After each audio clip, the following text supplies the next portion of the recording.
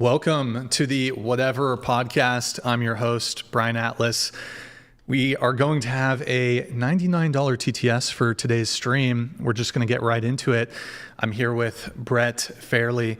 He's gone viral on TikTok for documenting his experience as a victim of paternity fraud and abuse, and his girlfriend, Hadley, and she's been there with him through much of this, all of this. So, Brett, I've familiarized myself with your story. It's a wild story, heavy stuff. But first, can you just introduce yourself? How old are you? Where are you from? What do you do for work? Yeah, for sure. So my name's Brett Fairley. I'm 28 years old. I'm from Biloxi, Mississippi, and I do real estate investing and contracting work. Okay. And then what about you, Hadley? My name is Hadley Vahos. I'm 32, and I am a hospice registered nurse and then a pretty well-known author of a book called The In-Between. All right, awesome. Well, welcome, guys. Thank you for joining me. We were chatting quite a bit before the show started, but excited to explore this. So to start, can you give the audience the 60-second version, and then from there we'll dive into all the detail, start from the beginning, the timeline, but give us like the 60-second version of everything that's been going on. All right, so I have a one-night stand with a woman I met at a bar. 4 months later, she asked me to get her pregnant via sperm donor. No IVF, we already hooked up. Do it the natural way. I'm not liable for financial or parental responsibilities. She brings my parents involved. She hijacks my life. I am now paying massive amounts in child support. I find out the baby's not mine, and it blows up viral online. Yep. And now I'm defending myself against their lies. Yeah, I think so. You had originally posted a TikTok video. Was it back in October? Yeah, back October 8th. That was like the little teaser, and then it wasn't supposed to be a teaser. Yeah. That was my truth. that was going to be it, right? That was one and done. Yeah. Me clearing my name at 100 followers. Mm-hmm. I was just clearing my name around town. That was it. Yeah. And then I know there at one point there was a gag order or something. Yeah, so it's actually easier to say gag order, but whenever we went to court, they did emergency order and tried to make me just zip it, no social media, can't say anything to third parties, can't say anything at all. And the judge didn't let really any of the lawyers talk and granted a mutual restraining order. I see. So she couldn't talk about it either. She wasn't supposed to talk. But she was, or from recent information, and I've always known, but it was confirmed yesterday. Okay, got it. And so I guess why don't we kind of? I think I'd like to start with a timeline. So when did you meet her? December 12th, 2020. December 12th, 2020. Okay. And then I guess what was how did you meet her? Was it on a dating app, just in person? My brother and I, Trent, we were eating crawfish at a little sports bar thing. There's a birthday party going on next to us, and we're having drinks, and they invite us over. And it was Maria's early birthday party, and that's how I met her. Got it. And then you guys went on a date some other day? Or? Definitely wasn't a date. It was... Lunch turned into we're drinking all day and night, turned into a one-night stand, and that was it. So the same day you met her was the day that you guys had the rendezvous later that night. Yes, okay. Correct. And then I guess what was the period of time between, because she reached back out to you? So yeah, it's a small town. She lived in New Orleans at the time, and her best friends and family lived where I was living, so I'm going out every weekend, and she's always coming back over and going out every weekend.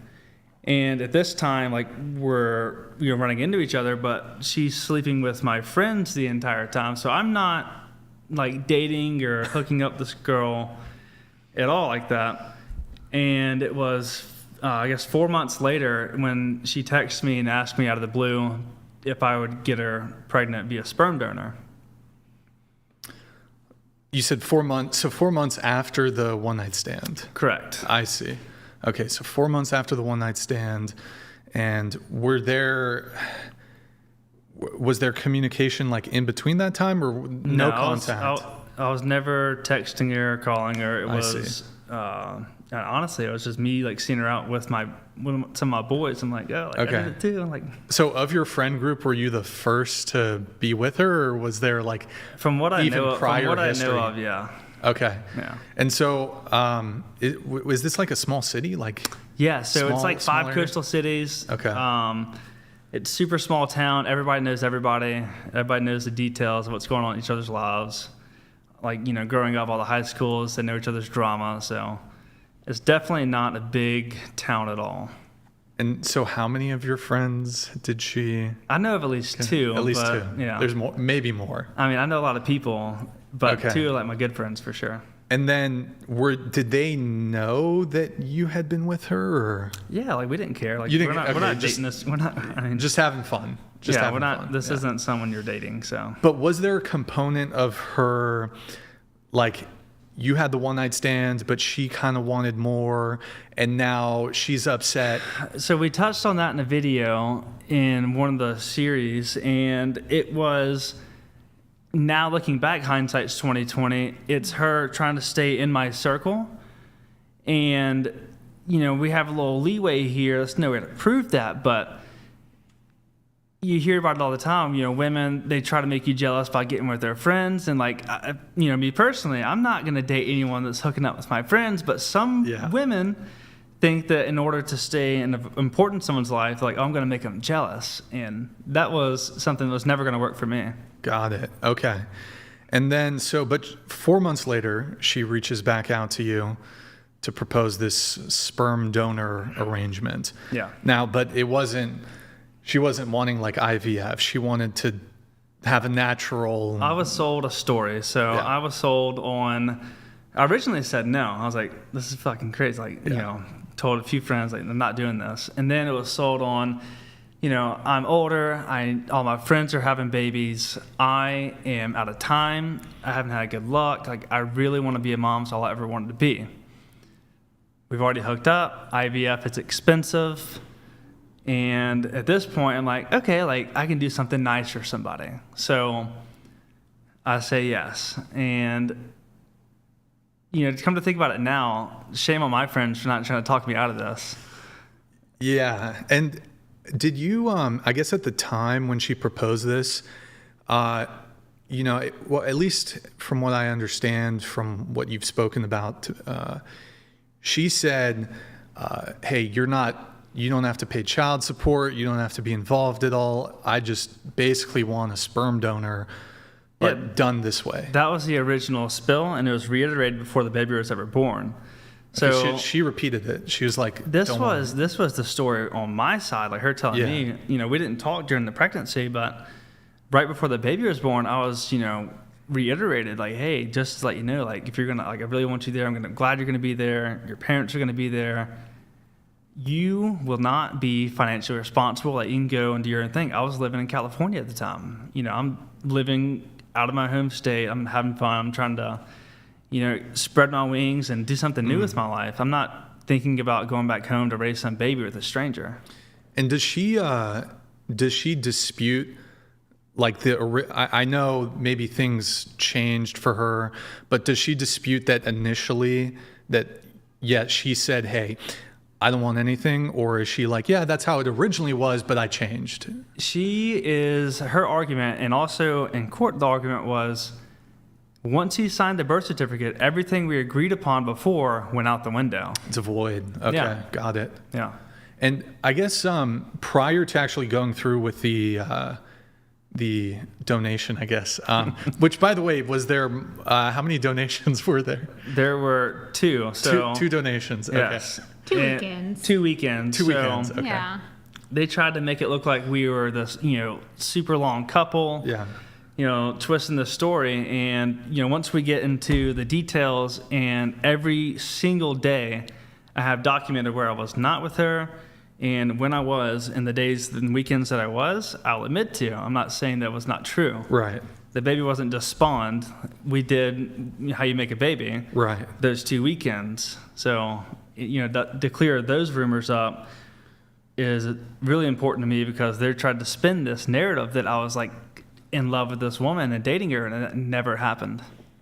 Was there, did you, I guess prior to the deciding, okay, I'm going to help this lady out,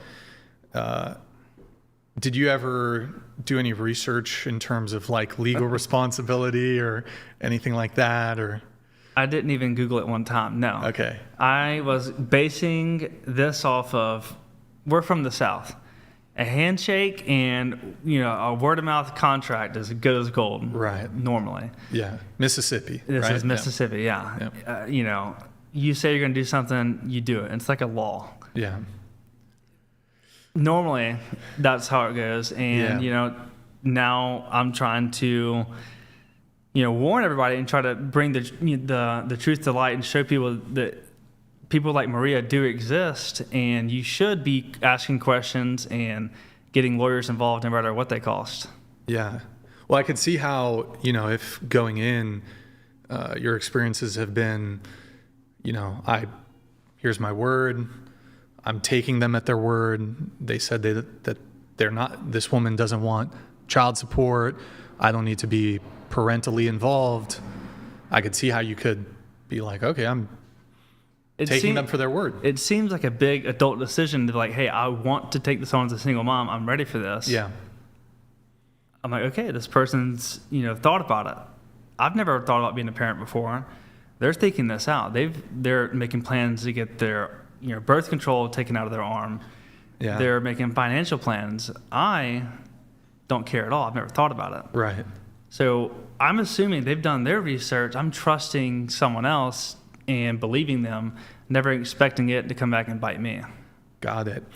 So you had the donation dates with her, and then moving on in the timeline, you hear, I'm assuming a couple months later, you hear... It was like 2 weeks later. Oh, 2 weeks later, she's like, she's pregnant. Yeah, and, me not know, I've never...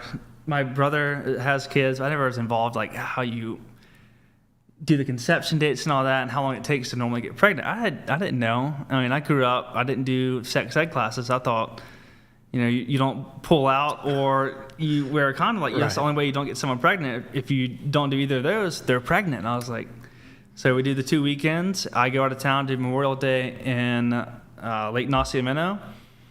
And then I come back and she tells me she's pregnant after 2 weeks. I was like, oh, like, I'm the best at this. Like, give me a... We did it. And skipping forward just a teeny bit, so we know that the kid's not yours, right? We do now. So we know that now. But do you think that she was already pregnant when you guys were even attempting? Initially, we thought that. Yeah. And then it wasn't until I posted the video in October when they started telling on themselves. So we thought that, she was jealous and maybe, just wanted to pick like the better viable donor, someone with more stable, money and, a future. But whenever I posted my video, they started coming to her defense and she was using third parties to tell her story, and they just couldn't stop lying. So we start documenting, and everything in this binder starts with us posting the video and them trying to lie their way out of it. And it's so easy to disprove what they're lying about whenever we can go back and check, what really happened that day. And speaking of the binder, so that's basically you keeping receipts and keeping pretty much everything when it comes to there's text message screenshots in there, there's the paternity test, there's receipts that you paid for child support. How many pages is that? It's like 1,000. Honestly, I'm not even sure. What do you like? I have no idea. It looks like it's like $400 couple hundred. in ink, I'll tell you that. A couple hundred maybe pages. Yeah, the binder, it costs $400 or $500 to print. So. Yeah. And we have 2 copies of this. Okay, got it. Well, it looks pretty meticulously organized too. You got the color coding and the story. So when you're dealing with a narcissist, and especially something with a paternity fraud case, it is so hard to prove what the lie and what you're talking about. Yeah. And initially, we didn't expect it to turn out to be this. We just had screenshots, and we were making stuff in our notes app. And it wasn't until Hadley had the idea, we're going to make a timeline. The timeline is really when things started coming together, because we could look at messages and then see what I was doing that weekend or she was doing that weekend, because they love to post everything online publicly. So we're not friends with them. I've been blocked forever. Yeah. And everything that is in this binder is really because they told on themselves. Got it. Okay. And there's a table of contents in there. There right? is, yeah. Can you just open it and just read, like, what are the individual table of contents? So we'll have to blur some names Yeah. out. Yeah, but yeah. Yeah, I don't know. Yeah. We have summary of Maria's deception. This is something no one's even seen before. So we have legal documents, financial damages, the DNA test, the entire timeline and overview. Maria's obsession begins December 2020 through May 21st, or 2021. Maria traps Brett with fake pregnancy. Brett finds out late May through June 2021. Maria gets pregnant by someone else. And then she starts setting up the fraud, end of 2021. The birth of the child and the public post, March 2022. Maria tightens the control and starts, just really digging her claws in, changing things. Mid 2022 to early 23. Baby is a pawn for Maria. Maria spirals, March and April of 2024. The truth comes out. Brett's fraud lawsuit. The cousin's harassment begins. Amanda's direct threats. That's her best friend. Maria retaliates and court manipulation. The cousin lies online and all the DMs we have of her. Amanda's threats, all of them. Maria's online post. Brett's direct messages of them harassing me. Brian Dale, he's the real baby dad. And then everything else, social media of people attacking us. And then the very last one is the emotional damage of my family, my parents. Got it. Well, we'll definitely get into some of that stuff if you want to just reset it how it was before. So I guess going back to the timeline, I think we were just getting into, so she's pregnant. How do things start to develop during the pregnancy? I posted that video of me on June 6th where I'm like, fuck this place. Like, we had bottomless mimosas to celebrate her telling me she was pregnant. Right.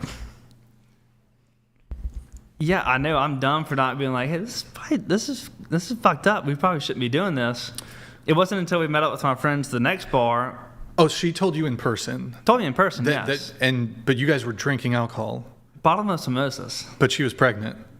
This is a pregnancy. Or She said she was pregnant. Okay. She told me she was pregnant. okay. Got it. The story, as we get into it, we find out later that she wasn't actually pregnant at this time. At that time. Okay. So we think she's pregnant, me, my best friend, and his girlfriend. We go to the next bar, and we continue to drink, and my friend and his girlfriend are like, hey, like, this is, like, tapping each other, like, she's pregnant? Like, this is weird. And it's just one of those things, like, after that, didn't see her again. I moved to California, and it wasn't until, I don't know, maybe a month or a few weeks before the baby was born if I ever talked to her again. Is that, you mean like between the pregnancy? Or? I didn't know about the, what do you call them, gender reveals. I didn't know about any of that stuff, the baby showers. I was in California, just living my life. I was out of the picture like we agreed upon. Everything was going to plan at this point. I'm skipping a little bit ahead here, but were you in contact with or have you been in contact with the actual father? No, I have not. Not. Have you attempted to make contact or? I thought about reaching out, and I did not, because the more we dug, we figured out the more everybody on that side was hiding also. Okay, so you think he was maybe potentially involved in some of the deception? Or? 100%. Yeah. Okay, I see. And so, and he's dating Maria at the moment, or what's their? Are they you together? You might be better to explain this one. Okay, well, yeah. So, like, I started like digging into it for like a good time. So, whenever she got pregnant, he was married with a baby at home, and that is pretty clear through just public, Facebook posts. After people started telling us who it was, and like we were getting messages like, "Oh yeah, like I thought he always knew that like that was the dad." I was getting messages because people had been telling me to not date him, and he was a deadbeat for months. And Not date Brett. to not date Brett. Oh, wow. Yeah. Okay. So like we start dating and people are like, "Have you not seen like Maria's posts online? Like he's a deadbeat. Like you have kids. Like don't date him." And I'm like, I watch him pay child support every month. Like I don't think he's a deadbeat. And they're like, "No, like Maria has like said that he's just this horrible person." I'm like, okay, well I'll be cautious.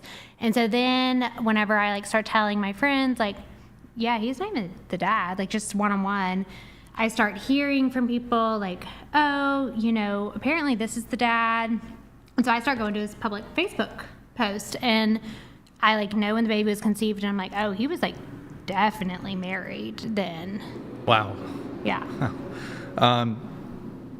We'll come back to some of that, but going back, so she has the baby. But I guess right before leading up to it, she wanted you and your family, I think, to be there for the child's birth. Is that correct? She started reaching out to my mom around. My mom has different dates. I know for a fact I have proof of in January, she was texting my mom saying that, "Hey, like my family's never been there for me. I have no one. Would you please take care of the baby if something ever happens to me?"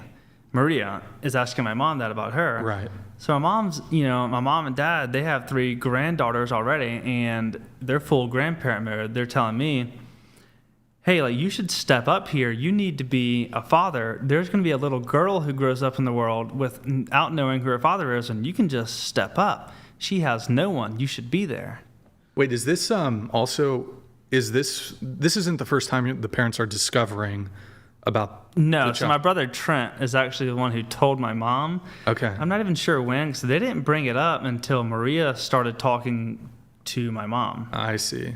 But when Maria brought it up to your parents, were they aware of the nature of the arrangement, that you were just Yes. kind of okay? Yeah.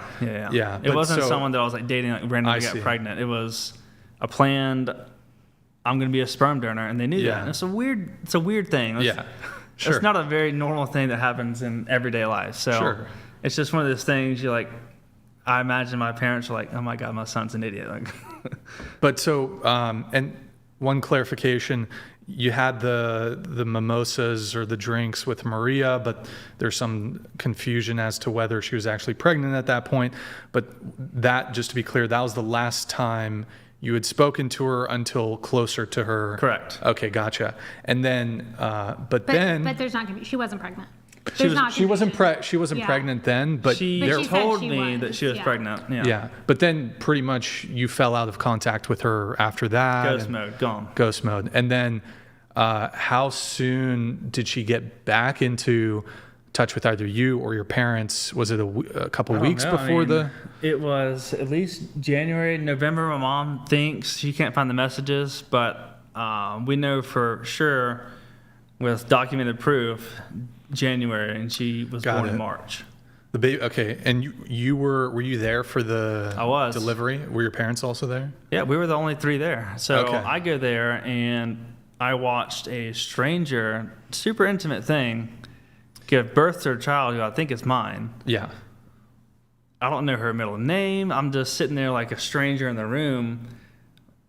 Why am I watching this? Like I can't explain it. Like I guess normally you would hold someone's hand, tell them you love them. Yeah. But you're just like a witness almost. Yeah. I just feel like a fly on the wall watching this, and they hand the baby to me for the first time. The first person to ever hold the baby aside from the doctor. And you're looking at a baby that no one's ever told you to believe that couldn't be yours. Your whole life changes. Right. It is something as a father that you're looking at this baby and you're like, I'm going to do better. I've got to change my entire life. This baby needs a great future. And that's when immediately the attachment starts. Right. Yeah. I mean, that's definitely got to be a pretty profound, even under the circumstances, it's like pretty profound moment. Was she, during the delivery, was she like trying to bond with you? Like, cause you said the holding the hand stuff, was she trying to do that with you, or No, she's kind of distant? we were both, we're strangers. Right. Yeah. Okay. And so in terms of the pressure that she kind of started applying, there was a little bit in terms of towards your parents where she said, hey, I don't have anybody. If something happens to me, I would hope that you guys could, take care of the kid in such a circumstance. I guess start telling us about some of the escalations. So shortly after she was born, I think there was like a party at your house. So I had an Airbnb at the time, and there was Easter coming up. So I fly, I spend a bunch of money on flights to come there for the birth, and then immediately I have to come back and spend another $900 or something on flights to come back for Easter. So I block off my Airbnb, and that's when I have, my mom's entire side of the family, both my parents, brothers, cousins, everybody comes over, and Maria's invited. Everybody wants to meet the new baby. This is like the party to meet the new grandchild, cousin, whatever. And this is when my mom describes it as Maria. What was the word she used? She said expecting something from you other than being like what y'all had agreed upon. Yeah. Because like I think the important context here is that your mom had said that she had been going to lunch with her while she was still pregnant, and like she was open with her, like he's just a sperm donor, he's not going to have to do anything. So it wasn't like just you. Your mom has said like that she has always said that to her too. I mean, the first time my mom ever met Maria sat down with her at dinner and said, I just want you to let you know, I hope you don't think I'm taking advantage of your son. And then went into like, I know he has all these nice cars, all these nice toys, he has the money. My mom initially thought that was weird and strange, but like you don't want to be the person to, question and call that person out. It's like almost calling someone a whore or just being deceptive.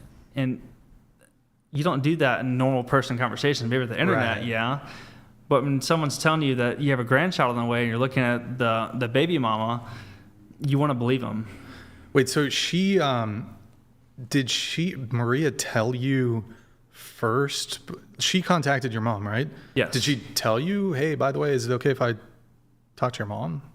She tried to hijack my life. So Okay, yeah. Facebook, her poison. That's her. She Facebook friends people. She would Facebook friend all my friends, like even like friends I wasn't even that good of friends with. All my family members, like my grandparents, my second and third cousins, and like it was just this crazy hijacking that I wasn't even aware of. I was blocked on Facebook. I didn't know all this was going on. So like, Wait, why did she block you? You were blocked on Facebook? I was portrayed to be this like father and like boyfriend or whatever on her Facebook, because I would come there and I'd take pictures. Because like Easter, like, yeah, we'll take a picture, like, both mom, dad, and the baby, and then I'm taking pictures of everybody in the family. She would post pictures on her personal Facebook that was actually public to everyone, and it would look like, a normal family unit, which it never was.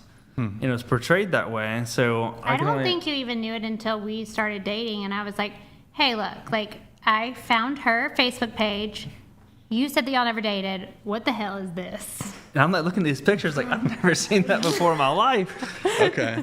Whoa. Yeah, I don't think you even knew about it, did you? No. Yeah. Had she blocked you? Was it prior to the birth that she blocked you, or was I it don't like, even know. Like I'm telling you, we didn't talk. Right.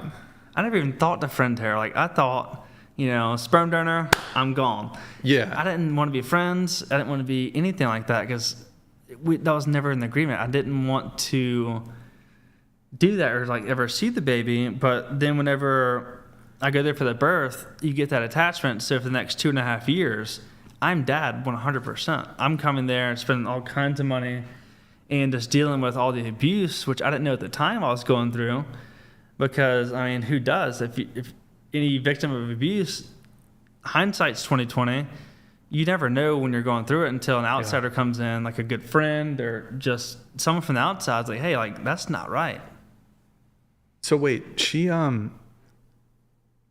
she was going to lunch with your mom, like prior to the giving birth, Correct. like multiple times. Yeah. And did your mom? So you were hearing from your mom that Maria was going out to lunches, My mom would text me like, "Hey, I just met with Maria." I'm like, "What the and it's a Why? surprise to you. Yeah, like, what are you doing? Like, That seems like a that's- very. I'm telling you, it was like my life being hijacked. Like, someone got in my driver's seat and they're like, just watch this. I mean, it would even be peculiar, even if she were to have asked you, "Hey, would it be okay if I went to lunch with your mom?" Even that would be peculiar. But the fact that she, without checking with you first, that seems like it would be appropriate. Like, can I go to dinner with your mom? Like, it's very peculiar. But so she started getting her seeping into all facets of your life, spending time with your mom. But there was the was it the Easter party? Easter party, yeah. Easter party. There was a moment at that party where I think in the videos that you post on your TikTok where you said that's kind of the moment you knew where, if I recall correctly, the moment you knew that, Not or even. maybe like, it was it's before that. My mom. This is where my mom saw it first. Okay. And I didn't know this until we started putting this binder together. But I do remember, like, she leaned over the rail and we're having this Easter party. I'm downstairs with my cousins. She leans over the rail after, she's drinking and says, "Get your ass up here and take care of your child." Which Like I'm yell doing. at- I'm there. I'm changing diapers. I'm taking care of the child. But for someone to do that I'm not dating, never dated, to start demanding stuff, that's when my mom says, she's like, started, raising her eyebrow, like, "Nah, that's not what you said you were going to do." How many people were there at the I don't party? know, 20. 20? Yeah. And so everybody's around. It was It's like public- a barbecue or something. You guys are cooking food. It was and like a upstairs, balcony thing. then there's overlooking like the a water. yard or. There's like a table Yeah, down yeah. there, everybody hanging out, just Yeah. doing whatever. And she's up there alone. Just public And- embarrassment. Just, Oof. "Hey, get your ass up here and take care of your child." And what was it said in a joking way or was No. it like No. angry? It was, I want to do what I want to do. Get up here and, Yikes. yeah. So was it just dead silence and then did you go up or like that's Honestly, so I awkward? don't remember. I feel like me and my cousins are like, "What the fuck is that?" Like, I don't know. I guess question about Maria, is she's Vietnamese, right? Yes. Is she like, is English her first language? Is she? Yeah, it is. It is. Okay. All right. Because I know sometimes there can be like The language barrier. language barriers sometimes, but English. No, Okay. she, She 100%. talks just like me, like a little bit southern. Yeah. Okay. Yeah, she talks just like me. Yeah. Okay, got it. Okay. And then at what point does she, I'm assuming this is after the Easter thing, she starts shaking you down for child support? Not even yet. So, Not this yet. is, okay. Okay. First time at the house, she sees me in dad role with all my family around. She's already been messaging them behind my back. I think at this point she sees, "Oh God, like this is nice. Like this is a nice family unit. I want to be a part of this family, and this house is nice. I'm living in New Orleans. All his family lives here. My family lives here." What was it 3 or 4 weeks later is Something when like she that, yeah. texted me, and she was already threatening that day, "I'm going to take the child away from you. You'll never see her again." At that party, she's. No, this is a few weeks later. Oh, a few weeks later. In that same message, she says, "I'm going to take a pay cut. I need a place to live for 2 months. Will you give us your house, rent free?" So I You didn't had an respond for like an Airbnb. hour, maybe an hour and a half. And in that same message again, she's like, "You're never going to see your kid again." So Unless you do this. yeah, unless I do this, unless she's not directly asking for money, but you got to understand, this is my livelihood at this point. I'm living in California, and the Airbnb is my sole income. And it's summertime, it's on the water, it's a very vacation rental, seasonal rental. So she's telling me I can't see my kid again. So I'm like, okay, like I bend the knee. I'm not going to not see my kid again. So I give her my house for free. I cover the mortgage while she's there, the electricity, the internet, Utilities, yeah. everything. And that's the same house where the party was It at? was, yeah. Okay. And it's a 2-bedroom, is it a big house or? It was a pretty big house. It was a 2-story house on the water, Sure. like 3-bedroom, 2 baths. It was a really nice Airbnb. And how much in a month typically were you making from the Airbnb? About 10,000. 10,000. And then she asked for 2 months? Was she She there? asked for 2 and she stayed for 3. Stayed for 3 months. Okay. So you lost out on essentially 30,000. Yeah, it was a little over 30 grand. Got it. Okay. I'm assuming was she just living there alone? So it was actually, I never thought about this before. Like if some That's guy- what I lost out on. That doesn't include my mortgage payments and what I paid, and that's an extra 25 grand a month that it was costing me. So I had, $7,500 on top of that. Was she between places? So Or- she was had some job in New Orleans, and she said she was taking a pay cut because she couldn't afford daycare. She was gonna raise the baby, and that way the baby never had to be in daycare. So Okay. Like an online job, I think is what she said, right? yeah, remote job. Yeah. What was she doing for work? She was managing apartment complexes. Some property management. Yeah, property management. Going back really quick to the hijacking component, you said not only did she reach out to your mom, but she reached out, or at least she added friend requested people on Facebook. Do you know how many family members of yours she contacted? Well, that's when the manipulation starts, because there's cousins I don't talk to today That she even reached out to? because she twisted the story. And whenever I released the video in October, they were on her side. They were just going incredibly, Right. for Maria and hard against me and making me look like the bad guy, because I didn't even know they were talking. Like, I didn't know she knew them. Right. And it turns out they've been friends forever and been talking. I didn't even know they existed. We've been dating a year. Yeah. Like, Wait, it's so- like cousins that I'm like, hey, this person's like commenting and they have your last name, and you're like, oh yeah, that's like my aunt, second aunt or whatever. I'm like, Yikes. Okay. oh, I didn't even know they existed, and we've Yeah, they're like- hosted like 3 holidays at our house. Yeah, and they're like asking, like, oh, we want to change our name away from him. Like, good, fucking get. It's just very, just, I don't even know how to explain it. It's not enough to just, make these defamatory or slanderous public statements or try to drag you in the dirt, but to then I'm not just going to say this publicly, but I want to especially make it a point that his immediate family members and cousins know about it is like an extra layer of... So that's the level of manipulation. It is even, to this day, like, Yeah, to this day. she was trying to message my best friend last week when I posted the first video, the update.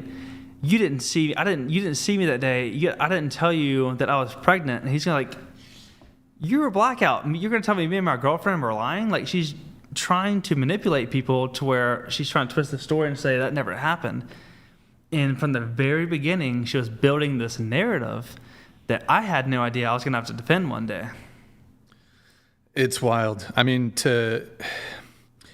in any sort of dispute when it comes to relationships or friendships or whatever, one, to go public is kind of despicable, but to specifically target parents and family is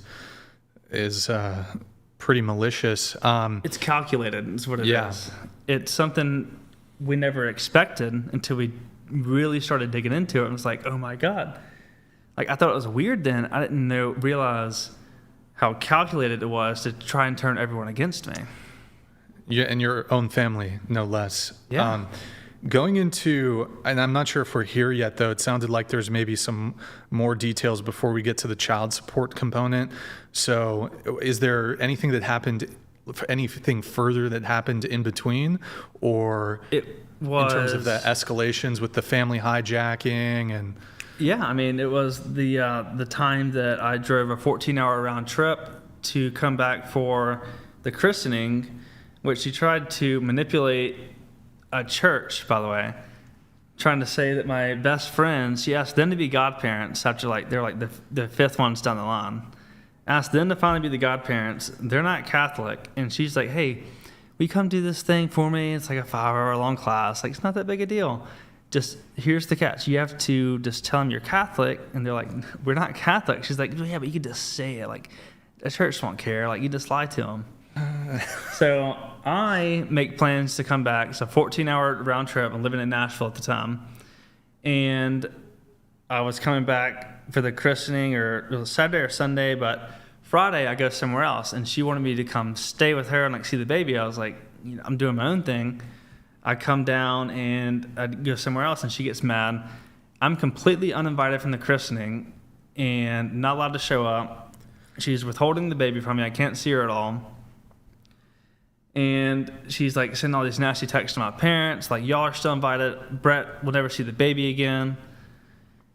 And I ended up driving a round trip, 14 hours, and never got to see the baby that weekend because I didn't stay with her that night.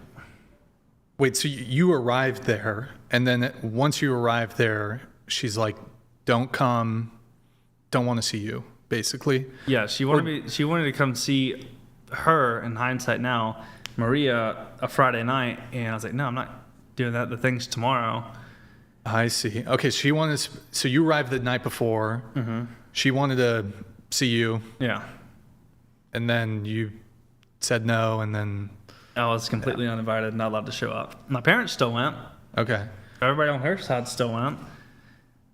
So I'm just over here, So the reason you were uninvited is because you didn't want to hang out with her. Correct, the night before. Okay, that's peculiar, but yeah, so that happens. And by the way, there's a bunch of, I think once we get through the story, there's a bunch of text messages that we'll pull up. And I think is there the text message where she uninvites you? Is that in there, or do we have that one? Is it in there?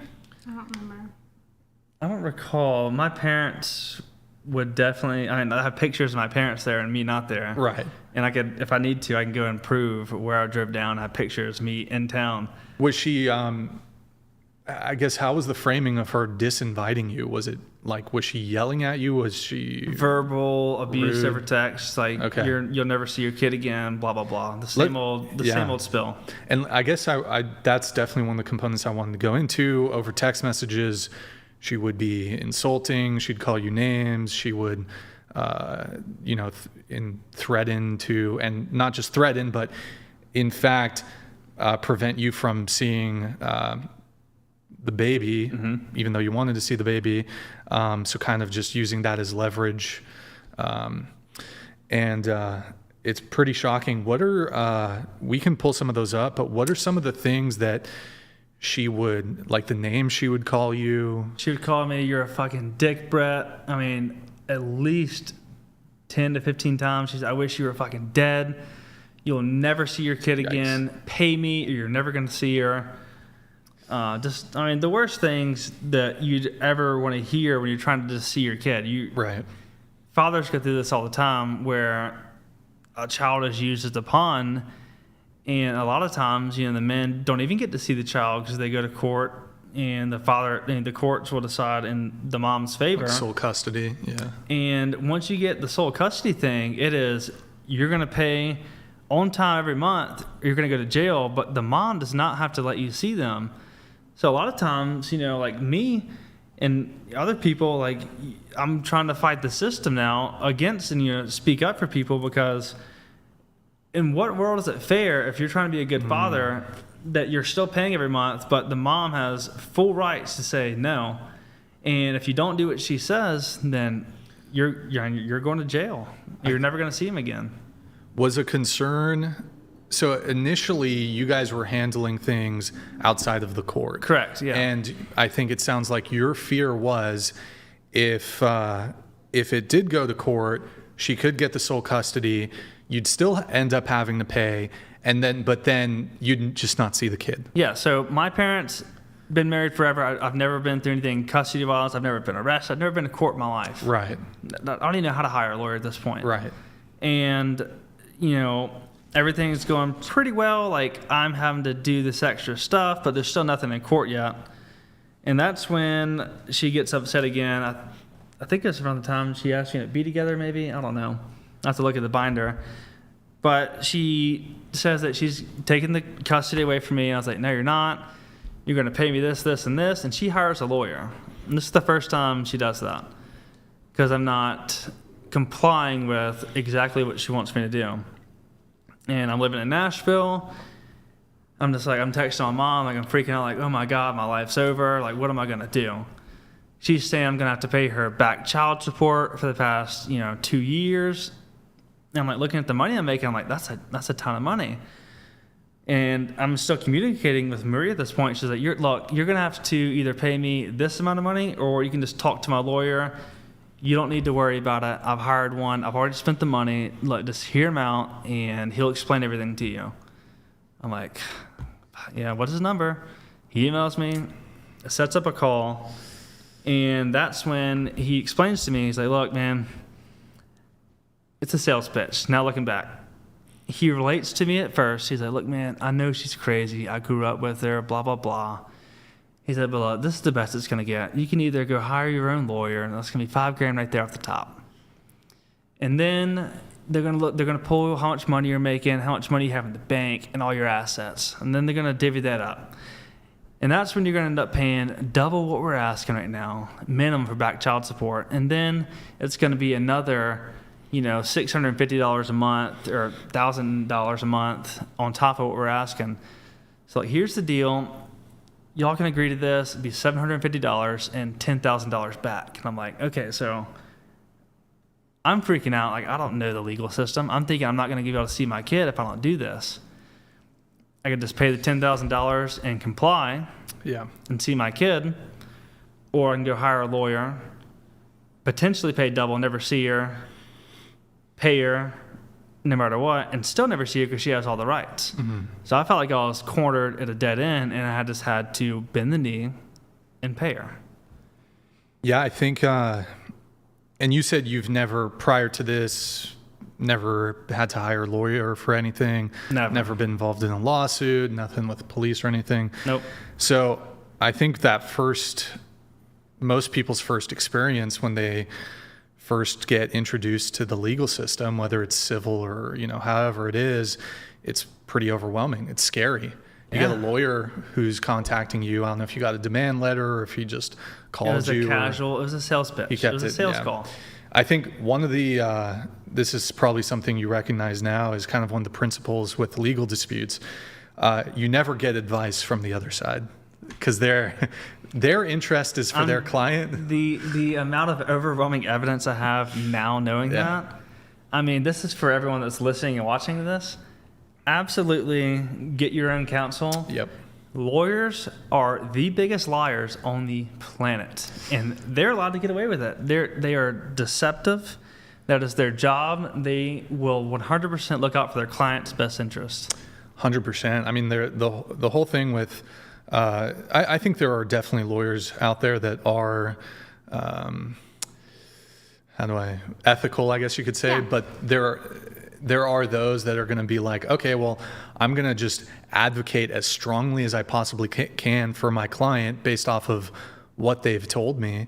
And in this case, they're going to say things like, well, it's going to end up costing you more. And without the lawyer's job of like a opposing party is not to be a fact finder or truth finder of like, okay, it's to advocate on behalf of their own client. I had no idea. But you were what, 22, I was 23? 25 at this point. Or 25. 25, 26 maybe, and I'm doing child support. But again, like I've never, and I didn't even watch Law and Order. I don't know anything about lawyers. And I'm just believing what I'm being told because it's directly attached to me being able to be a father and see my child. So I'm, at this point, I don't know, but I'm being abused into submission, and it's working. She knows how to pull the strings, and whenever I wouldn't respond, that's when she would attack my parents and then threaten my parents couldn't see her. Mm. Yeah, I wonder though with the lawyers, I don't know if there's like an ethical component of, I mean, I know lawyers, they're allowed to reach out to you, but the fact that he was, I don't know. It seems like it would have been more fair game if like you had your own lawyer, but probably at that time you're just like, I don't want to. I was And there's living like a away. naive- I'm working. I'm coming back every 2 weeks, and I have a job at this point. And I'm having to bank my whole life based off this agreement, and then it was a verbal agreement at first, and then now it's turned into so much more that I'm just having to listen to and believe everything she's saying, and it's unfair. Right. But I knew if I didn't respond at this point, because it escalates so fast. I mean, y'all saw the first messages where I didn't respond for an hour immediately after the baby was born, and boom, I can't see the baby again. So I feel like there's no timeline here. I have to accept their deal, or I'm done for. Prior to the lawyers getting involved, so you had the informal arrangement with her. You were paying her child support prior to the lawyers being involved. Is that correct? No, so I just did the Airbnb up to this point. Okay, so is the Airbnb, and then so she didn't even come to you informally and just be like, hey, Brett, could you pay me like $500 a month in child support? She went to the lawyer, and so the first introduction of the child support component was through a lawyer. Is that? It was threatening text first to Okay. my parents and I, of her saying she's going to do this. And then, Okay. I mean, it wasn't, my parents were even believing these threats. Like, hey, like, my mom, whenever all this initially started, my mom was like, hey, look, just go ahead and get it over with. Just pay her the $200,000, get it over with. Just do the all 18. Wait, she wanted 200. It was, Your mom was saying that would be what it would be over 18 Oh, years. Like, just just give paid it up to front. her. and I was considering it. I was like, I could just go ahead and get this over with. I wouldn't have to Yeah. worry about a monthly payment. And I was like, this is a lot of money. This is all of my money. Right. And I've worked my ass off for this money, and there's just some woman saying that she all of a sudden after 2 years deserves it for what? We made this agreement, and now she's backing out of it. And if I don't comply, I can't see my kid. So I really considered, like, literally handing over everything for just to see my kid. Wait, so there were no child support payments prior to the attorney, though? Correct. But it was ramping up super quickly, the threats, and then she did get the attorney. Yep. And then, so you guys came to was it a custody or agreement or? Yes. So it was actually a custody child final support. order, custody and child support final order. And so that was through the courts? Or it was Yeah, it was filed through the courts. Yeah. filed with the courts? So it never went to Okay. court. I was in Nashville. They filed it through the courts. I didn't know that's like going to court. I didn't know how Right. that worked. I didn't know that's the same as me going in there unrepresented or with a court-appointed attorney. I can't talk. Court-appointed attorney, and then come to agreement. It was like we had already gone to court because the judge signed, stamped, and sealed it. Got Good it. to go. She's got me on a leash now. Got it. And so how much did you initially pay her? $10,000. So that was like for within back- 10 days. Okay. I had within 10 days to pay her $10,000. So I sent her a wire transfer of $10,000. How old was the kid at this point? Was 2. it 2? No, Okay. she wasn't 2 yet. Right? No. I don't have Got to look it. at the book. So they're basically viewing it as sort of back pay for the child support. It was so back pay, 10,000. yeah. And then you were also paying how much per month? $750. And then were there other expenses that you were covering? Not court order, but But just it out was of out of nowhere again. As soon as we get this order, I need, extra money for this. I need child support early, almost every month. And if I didn't do it, guess who didn't see the kid? So she'd leverage the okay. How much total did you think? $52,000. 52,000 total for okay. And that is that including the That's the Airbnb, Airbnb, yeah. losses? Okay, got it. How much total though would you say you sent her total in terms Just of under $23,000 out of 23,000? Okay, got it. And that was over the course of 1 year, 2.5 years. 2.5 years. Okay. So there's the child support. And then through all of this, though, it sounds like there were constant threats. She would withhold allowing you to see the kid, constant demands for more money. And Were there any other? Did she ever bring you back to court, or was there just that one? Always the constant threat of. She would threaten it. Okay. Always the constant threat of going back to court, and I wasn't allowed to date any other girls. Like, I went this entire time thinking I'm going to be single the rest of my life because I've had 2 girlfriends, one in high school in Hadley, and before then I'm super picky with who I'm going to date. And I had this crazy story now that I have this baby with this person that I've never been with, I dated, and now she's basically controlling my life. Like, I didn't realize that at the time, but whenever I would like post pictures, there's one instance of me in Chicago. I post a story, a video with like a girl neck down. I get a whole bunch of texts. You're never going to see your kid again. Do better, Brett. Go fucking die. You're a piece of shit. I wasn't even dating a girl. It was a day date. Like, it was just something random in Chicago. And I literally thought I was never going to be able to date anyone, and I damn sure wasn't going to date Maria. But this wasn't part of was this part of the custody agreement? No. Like you can't have other women involved? The custody agreement didn't say anything about me being able to date anybody. It had that I had a few holidays and the entire month of June. Okay. And then we had verbal agreements from the time she was born all the way up until I found out that she wasn't even my child, that we would do every other weekend. And whenever I couldn't keep her personally, my parents kept her for 2.5 years every other weekend. And even when she would ask, for like double weekends, my parents wouldn't complain. My parents had to drive an hour to go get her. She wouldn't even meet her. It was wow. Incredibly ungrateful also. And she, what was the reasoning for her not wanting you to date? Was there a reason? The reasoning for me Well, she said like if she saw photos of you with a girl and she'd say, okay, you can't see the kid. I don't know. It was something that I was scared to tell anyone that I was trying to talk to because it's weird. Like, it's incredibly weird. And then it wasn't until I posted that one picture in Chicago, I'm testing the waters. Date. Take a picture of food. Right. And immediately I'm getting, I'm taking you to court, taking full custody, blah, blah, blah. And this is already the agreement at this time, I believe. Well, I mean, so her reasoning in the text was what she said, which I'm not agreeing with it, but what she said in the text was that if you can be on a date, you should be with your kid instead. You should not be doing anything, having fun. You should be with your kid instead. That's what she essentially said in the text. Like. But you were in a different different city, right? Yeah, I was in Chicago. Different state. So I was like, that's a.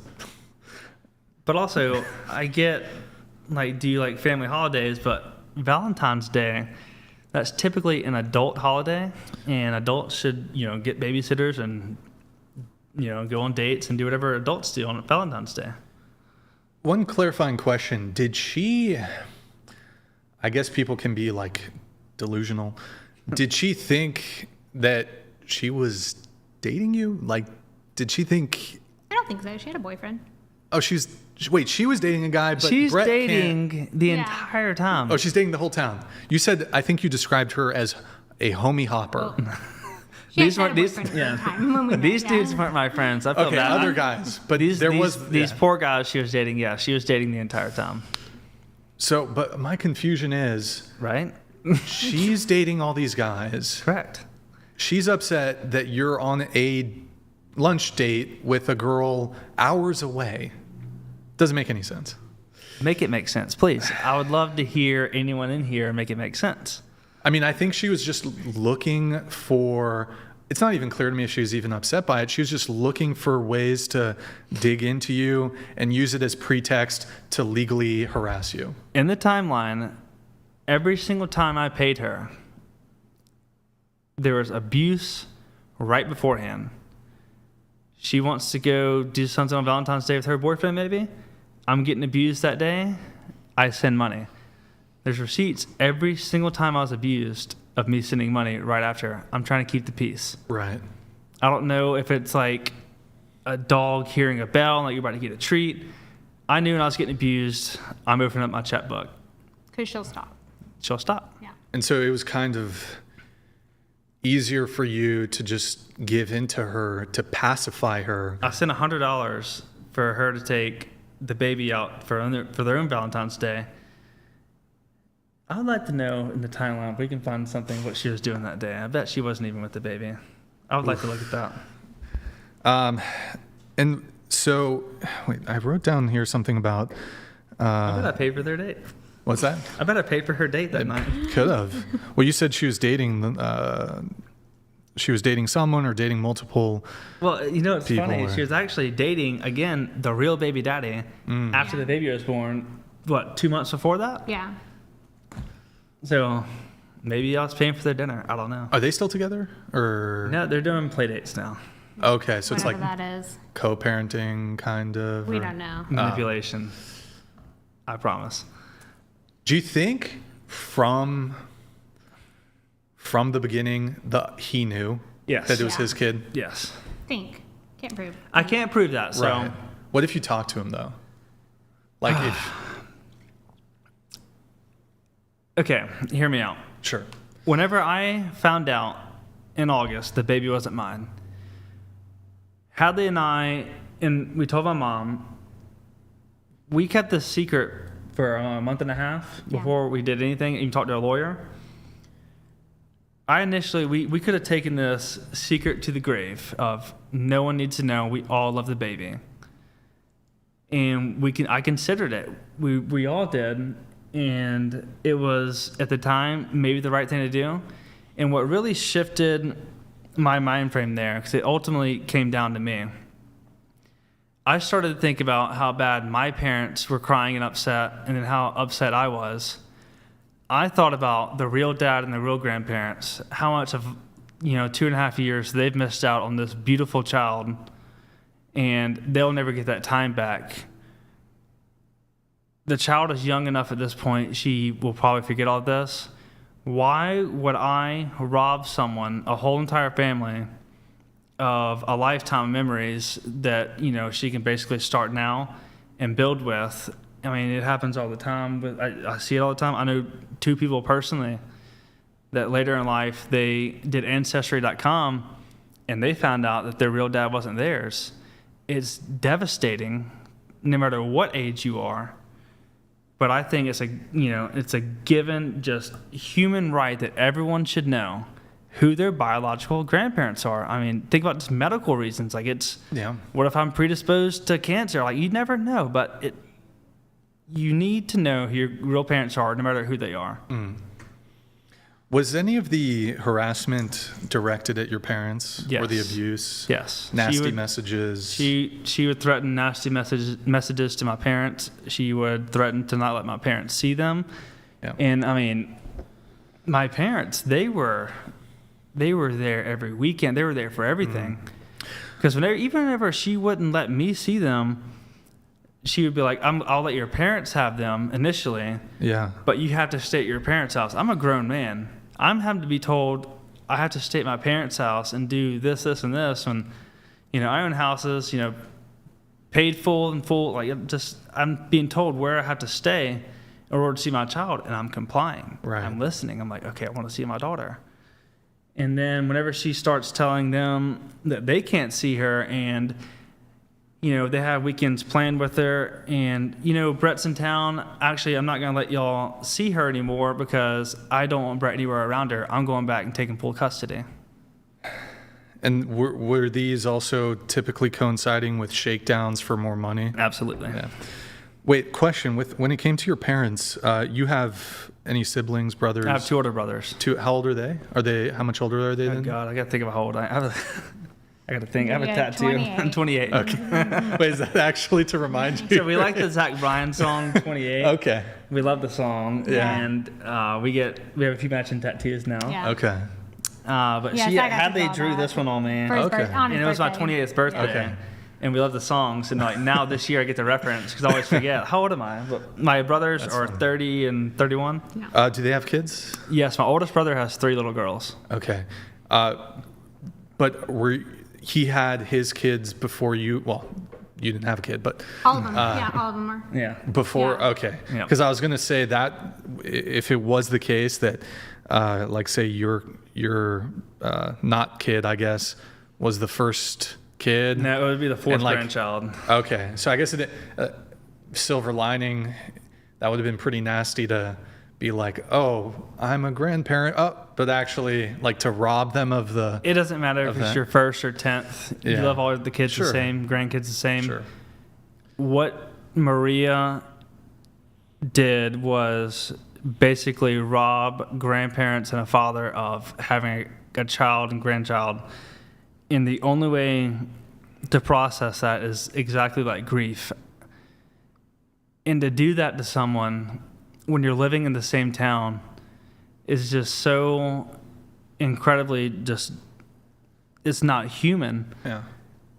And now that we've proved that she knew the whole time, it just goes to show exactly who that person is. And she Yeah. doesn't care about anyone aside from, controlling the narrative and get what she wants out of something. Yeah, I mean, how do you develop a relationship and love for a child or a grandchild, and then this sort of. What you have to do as an adult, what's the right thing to do? Like I said, I thought about the other grandparents and parents, and I could have been selfish and never told anyone. But at some point, you have to stand up and you deal with that heartbreak because it's the right thing to do. Sure. They don't see it that way, and it put a burden on me and my parents and how they announced relationship for a very long time. At what point did you two start dating? Was it? So I think that's kind of like the missing context. So like I have 3 kids myself, and I've been through custody battles. So we met in March of last year, so 2024, and then we didn't find out that the baby wasn't yours until August. But that's whenever things started to get bad, because she would say like, "Oh, you can't see the baby," and I'm like, literally, she can't do that. Like, y'all have a court order. So like, because I had actually been to court before, Yeah. I would be like, okay, no, like that, she can't do that. And then she'd be like, I want more money. And I would say, just tell her no. Like, Yeah. you don't have to explain yourself. You don't have to send it. Like, you can just say no. And that's whenever things, like, unfortunately really started to escalate. Yep, and that's when, the documentation, like, thank God for Hadley. We met in March, and, I think it was very into April whenever we went to Mexican with my mom. We go every Thursday. We've been doing it for like 10 years. So, like, it's a sacred thing for me and my mom. And it was, around the time me and Hadley decided to, like, get serious, started dating. And my mom shows a text like, "Oh, this is from Maria," and I've been protecting Hadley from Maria's, craziness. Wrath. She didn't Yeah. know yet. And at this point, Hadley's like, "I want to meet her. I want to be friends with her. Like, I want to co-parent. Blah blah blah." And my mom shows this text. She's like, "Brett's not allowed to see her anymore." And Hadley's like, "Hang on, she can't do that." And me and my mom were like, At first I was like, wait, so is there like supervised visits? Have you done something? Because like, I don't know you that well at that time. I'm like, Yeah, correct. What is this? And then you start showing me the court documents, and I'm like, okay, so she can't tell you where to stay. If y'all don't have supervised visits, she can't do that. She can't hold the child from you. Like, are you up to date on child support? Yes, I am. Let me show you. Like, she cannot do that. I didn't know any of this. And my mom didn't either. Y'all didn't, to be fair. And she would just keep saying, I'll take the child from you. And I'm like, okay, then just tell her fine. Like, let's go to court, because the fact of the matter is that you only have June, but you are actually having her every other weekend. So it's likely that what's going to happen is the court's going to say, okay, y'all been doing every other weekend. That's what we're going to put into writing. And then she can't do this at all. Yep. And that's when we started, like, okay, if she's not going to let me see her, like, after this, I paid like another month or 2. And then she's, upset about me dating Hadley. I mean, you saw what happened with just the random February 14th date. I'm now dating someone that, is incredibly serious at this point. And I'm bringing, the baby around Hadley, and she hates it. So she really starts withholding the baby. Then the threats really started, picking up, and that's when her friends started attacking Hadley on her public page and making threats and just screaming false narratives, saying I'm a deadbeat, I don't pay child support. And this whole time, she's not letting me see the baby. So for 2 months, up until before I did the first paternity test, we're gearing up for court, I stopped paying child support. We have this agreement. She says, I'm not allowed to see her. I was like, you can't do that. But she's demanding money still. So I said, if you're not going to honor your side, I'm not going to do my side. So you stopped paying. Question, when, so they went public first. Absolutely. And was it, you mentioned the attacks on Hadley. Was that the first time it kind of went public, or was it? I think she'd been doing it for a while. I didn't know. Like the Facebook posts and stuff? Yeah, I didn't actually know until June of last year, June 2024. I was on a bachelor trip, and, I'm just, doing my own thing. It's Father's Day weekend. I book a flight home early to make sure I can be there. And she commented something, and my brother said, quit talking shit, man. Because she was attacking me online, doing subtext. And then in the comments, that's when my grandma got involved. She said that I stick my dick in anything that walks. I'm going to abandon any other child that I'm ever involved with, and just all these horrible things. And Hadley's my best friend reaches out to Hadley. He's like, hey, you see what they're saying about Brett? And she sees it, and this is at this point she knows that's not who I am. Well, I mean, it's she's commenting saying he hasn't seen his child in months, and I'm like, I have a picture on my camera roll of us with a child 3 days ago. What are you talking about? There's one point where you're like, okay, there's two sides to every story, and then you're like, what is this? I literally have a picture of my kids with the child 3 days ago. So what? You She's can't just lying. months? What? Just lying. Yeah. The line would never stop, and no one ever called her on her bullshit before. So at this point, I'm just like, I don't care, whatever. I have the flight booked, and they're actually get back that weekend. I fly in early so I can have the baby. Call Maria a bunch of times, nothing. Won't let me see her for Father's Day, and it's my court mandated month. Yeah. So I can't even see her on Father's Day. Just 2 weeks before that was the Lowe's incident. And that was my mandated month. She's begging for money early. I couldn't see her until I paid her. I get her for the day. I call her at Lowe's and hey, I bought her new clothes for school tomorrow. Can she stay the night with us? Are you with Hadley? I was like, yeah. Immediately, that's when snapped. And that's when she started, sending. Actually, this is Hadley was like, hey, I heard her on the phone yelling at me. She's like, hang up, text her, get this documented. Because she knew about the court agreement, and this is when it's my time. So she's like, she can't do this. You could show this in court. Don't give her, don't just give in. And before, I didn't know that. So, thank God for you being able to point that out, because I would still probably be in this if it wasn't for Hadley. Got it. Wow. It's, the whole thing's crazy. Yeah. It's just insane. I wanted to go back, though, to some of her public statements. So she was, essentially, it sounds like she was just calling you a deadbeat? Deadbeat, pretty much. Yeah. Didn't care about the kid, blah, blah, blah. Okay. And these were they on any of you? Because I know you guys both do social media stuff. Were they making comments on your guys' content? And So, yeah, they're doing their own personal, or I guess public, and everything they've ever posted, they claim friends and family only. Every one of theirs are public, and they had more friends and, followers than I did. I didn't do social media at the time. But they were attacking Hadley, and this is Hadley's career. And, Hadley has done nothing to them. She wanted to be friends with them. And just because they're seeing me slip away and be happy with someone else, they start attacking the person that I'm with in hopes that it breaks us up or does whatever. But they're trying to tarnish Hadley's image by publicly commenting and then trying to twist the narrative. And I make a post. Well, so they were commenting publicly on my post. So we weren't even publicly dating yet. So no one even knew that I was dating anyone. I was keeping it a secret. Right. And I'm getting comments from posts saying I tell your boyfriend to pay child support, and I'm thinking, I just watch him pay child support.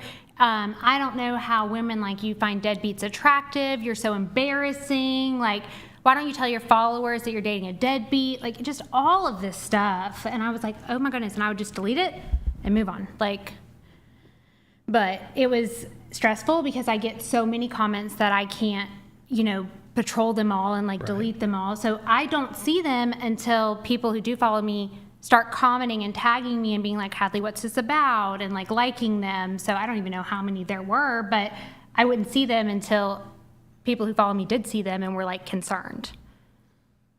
It's, you know what? We actually have some of the text messages. They're a little bit out of order, but I think it'd be worthwhile to take a look at them.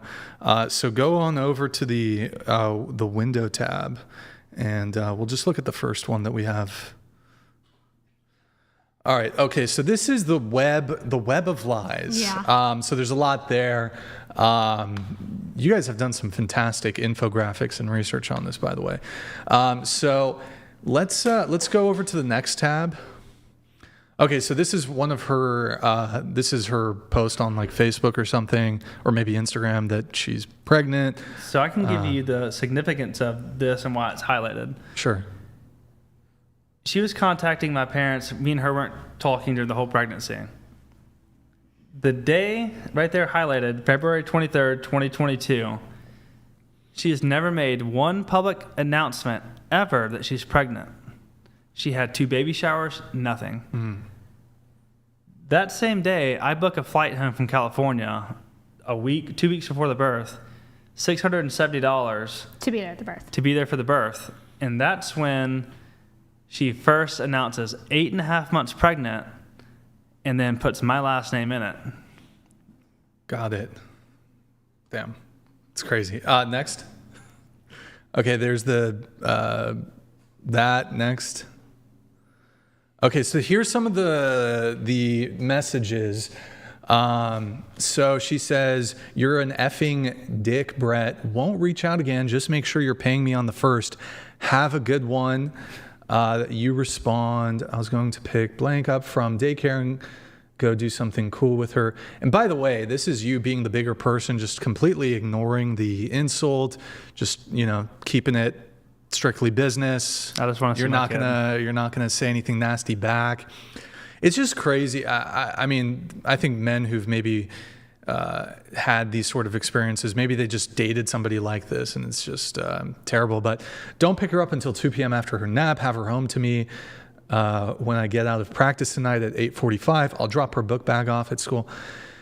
It's just kind of very that second portion there of her message to you.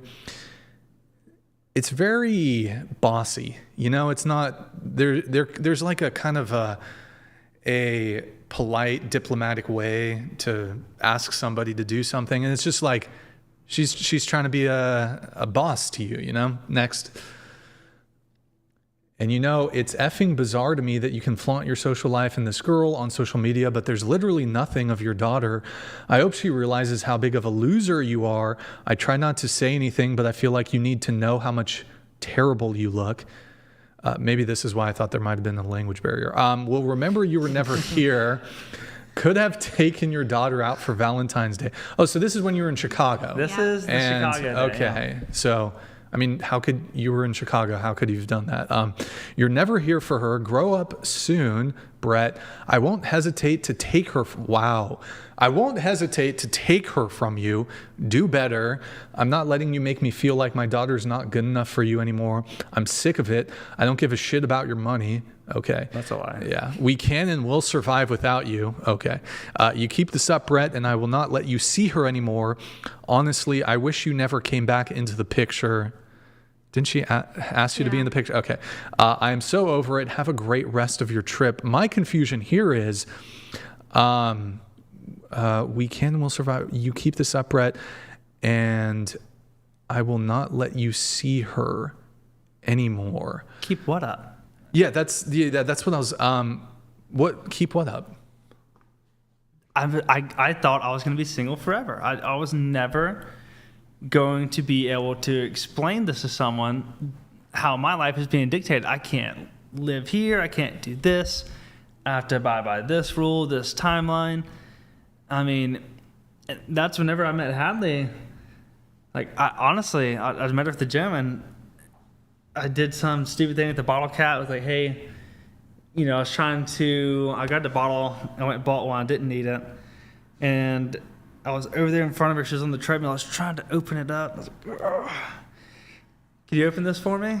And that's how we started talking. Okay. But there was just something in me that day. I was like, normally I wouldn't go just talk to a stranger. I'm not a person that talks to people in the gym. Yeah.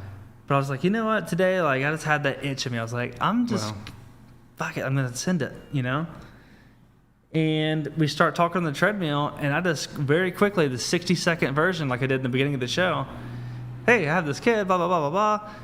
Well, you asked me on a date. You asked me to be your wedding to a date that night. Yeah, I had a wedding that night, and I was like, hey, okay, my wedding date? And I was like, I can't deny I have kids, and I'm kind of dating, but I'm only gonna date other single parents, and so that's kind of how it got into. I was like, oh, okay, all right, yeah.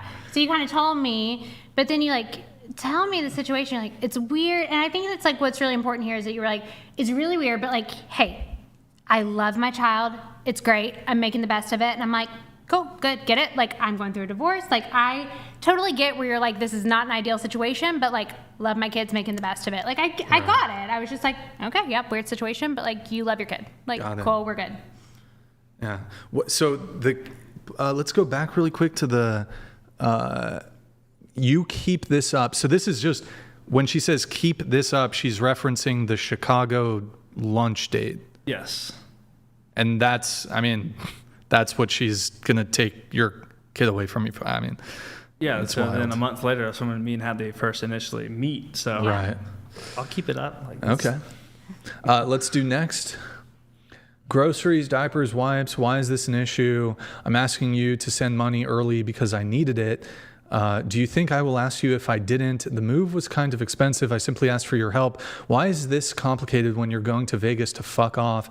I'm not stupid. The last time you went to Chicago, going for business, not pleasure, you were posting pics of your little girlfriend, probably paying for all of her shit. But I asked you to help me with Blake. Oh, and you can't do that. You said, I've decided to take you to court for child support, and my lawyer will reach out to you. I didn't want this to blindside you. I would like to do this without going to court, and we can agree on a number, health insurance, life insurance, extracurricular activities, college, etc. You won't have to get a lawyer. We can just go through mine if we can agree on terms. Okay, would you be interested in having a conversation with me about this, or do you want to speak to my lawyer instead? She sends you some images there. This is uncontested, where we don't have to go before judge. If we can agree, please let me know what you want to do. And so this is, you want to speak to, okay, next. This is something else. She says she's going to stop by Popeyes. I was babysitting that night. Okay. Sorry if I say moody. I just had the shittiest day ever. I want to try and make it work with us being a family. Can we do that? I want to be with you, Brett. I hate when you leave us. I just need you to say something or how you feel about that. And you said, I'm sorry, but that isn't what I want to do. That hurts. So, despite the arrangement that you guys had, she's saying, hey, I want to be together. Correct. It was this weird dynamic where if I wasn't paying her, or if I didn't come see her, back to the, the christening thing, it would be, you're going to get your rights taken away. You won't see your child. At this point, I'm starting to get fed up. I'm like, you saw the last message. I said, no, I'm not paying you early. I think that was the month where I paid her early, 26 days early. I was like, I just paid you. No, not doing that. And then she's saying, let's be a family. I'm like, no. I'm slowly easing into getting fed up and starting to stand up for myself. Let's pull it back up. Next one. And it's bizarre to me. Oh, I think we same read one, this yeah. one, right? Yeah. Send that so I can run over there and pay this. Paid for it already. Please send that money when you can. Why do I have to keep texting you about this? This is the shit that pisses me off. I try to get along with you, and you do shit like this. Stop intentionally ignoring me, or this co-parenting thing will never effing work. Now, please send me the money. I've asked you to send 1,000,000 effing times. Jesus effing Christ. I paid her March 1st, by the way. Yikes. Wait, so that was... I paid March 1st, Oh, and then this is her wanting money earlier. Yeah. and then I paid for the birthday party, Uh-huh. another $364. And Okay. then a day or two after, asking for me to pay the child support payment for April, 26 days early. Got it. But I mean, that's in contravention of your parenting agreement that you have. But I want to see my kid. yeah. Next, groceries. Oh, I think we did this. Oh, wait, no, go back. But at the very bottom, it says, I hope you effing die. Yeah, Yep. I think that's the one that we need to not. Yeah, show.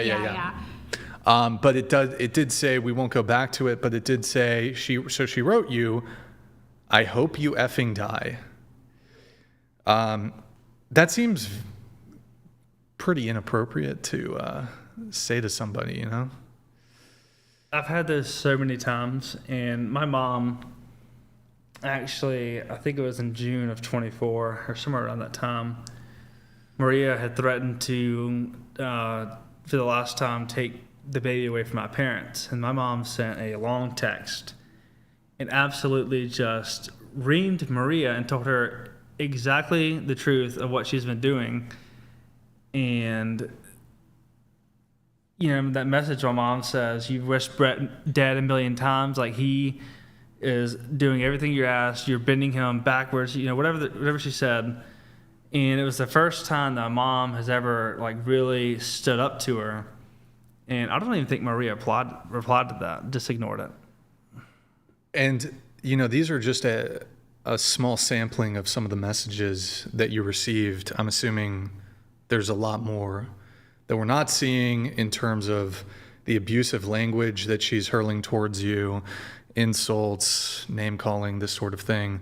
Is there anything else that isn't that we haven't pulled up in terms of the things that she would say to you that you're able to share? Or? You remember her name? Not that I can think. I mean, I We feel were like pretty- it was pretty. That was pretty par for the course, and I mean, I would see it too whenever she would come and drop her off of this very demanding, I wonder if I could pull any up. Kind Just a whole of, tab for it. Oh, God. Personality, and yeah, I mean that's kind of how it was, and being a mom myself and someone who's been through custody things, I knew what was and wasn't allowed. And so whenever she's saying oh, I'm going to go back to court, I'm going to do this, I'm going to do that. And I'm like, okay, well, you got text messages, you can show stuff. And, the judge is not going to like that. Yeah, I mean, that's definitely in terms of having a diplomatic and amicable relationship with the co-parent, and then just for the sake of the child too, that sort of conflict between parents is not healthy, and that seems like it was entirely one-sided on her end, just the hurling insults and just saying completely inappropriate things. Massive book, by the way. Huge book. It's good. There's so much. It's hard to The keep chat's in track. love with it. They love the book. They love the binder. I was trying to find that message my mom sent to her. Maria texts Suzanne. Oh, we took him out of took there. it out. I took him out for court, but we put him in the videos. Yeah. I'm not sure which part it was, but Yeah, there's just, I mean, a whole bunch of pretty nasty. Do you know which part? We might be able to pull it up. There's one of the parts where you show at the very beginning just snippets of some of the messages she sent you. Do you know what part that is? I can maybe have something That pulled would up. have been part, what would that have been, 8 or 9? Okay, I can try to look on our end if we can pull that up. Let's just finish up the texts though, if you can pull the rest up. Wait, was there one previous or did you? Zoomed out? Oh, I see. Okay. Okay. Have her at daycare at 8:30. If you have 10 minutes, we should talk. Call me. Can I? For Sarah's daughter, they never miss blank. Oh, So this is actually. I was gonna say the context of this was that we were in the Bahamas for my brother's wedding, and that was like planned. So his parents were gonna keep her for his weekend because we planned that for months. And so she sends this text, and so he's like, "Fine, whatever, you can have her." Like it was just gonna be my parents anyway.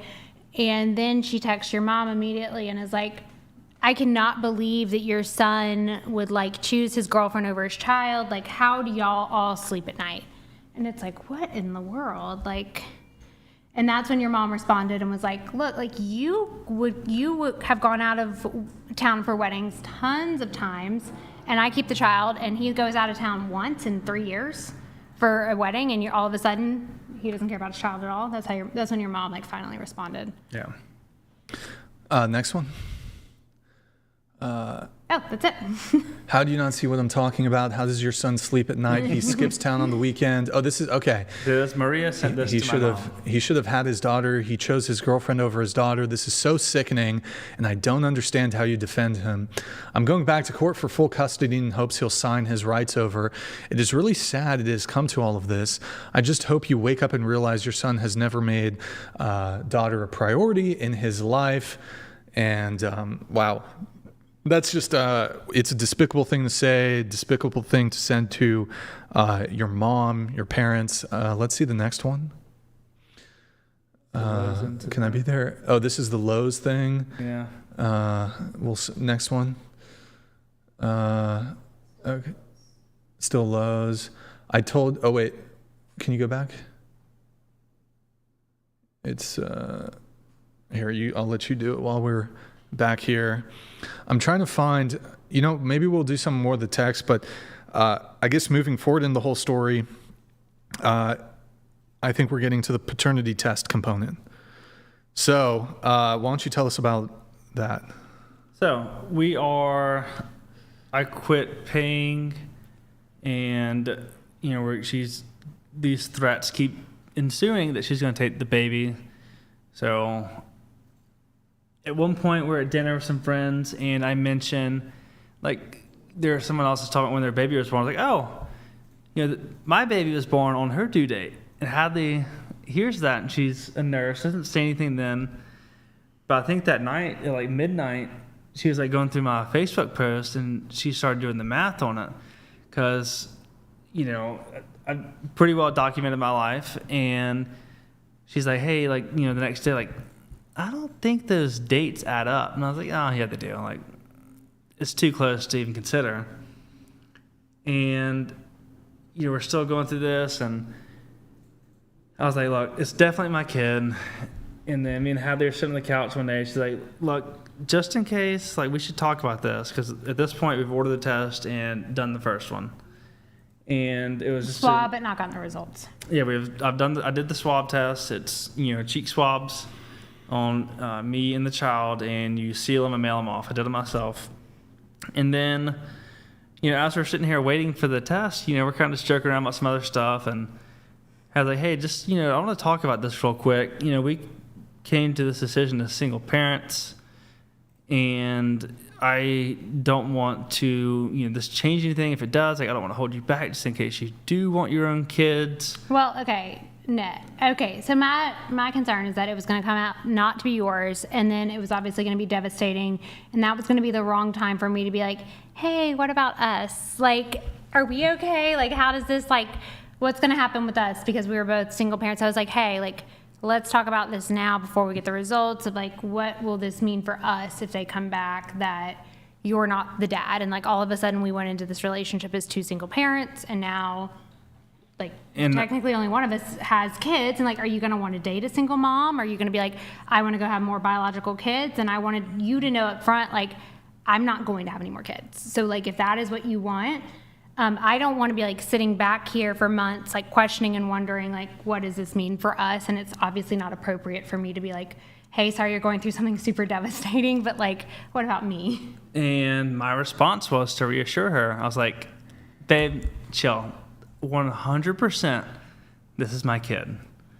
And just craziest coincidence ever, bing, I get a notification, email. And I don't even say anything to Hadley. We're laying there, I'm laying in her lap, open my phone, open the email. And my hands are like shaking saying this, but I open the email and I'm reading it. And it's the first paternity test we ever did. And right there in the middle of the page, it says probability of, paternity is 0%.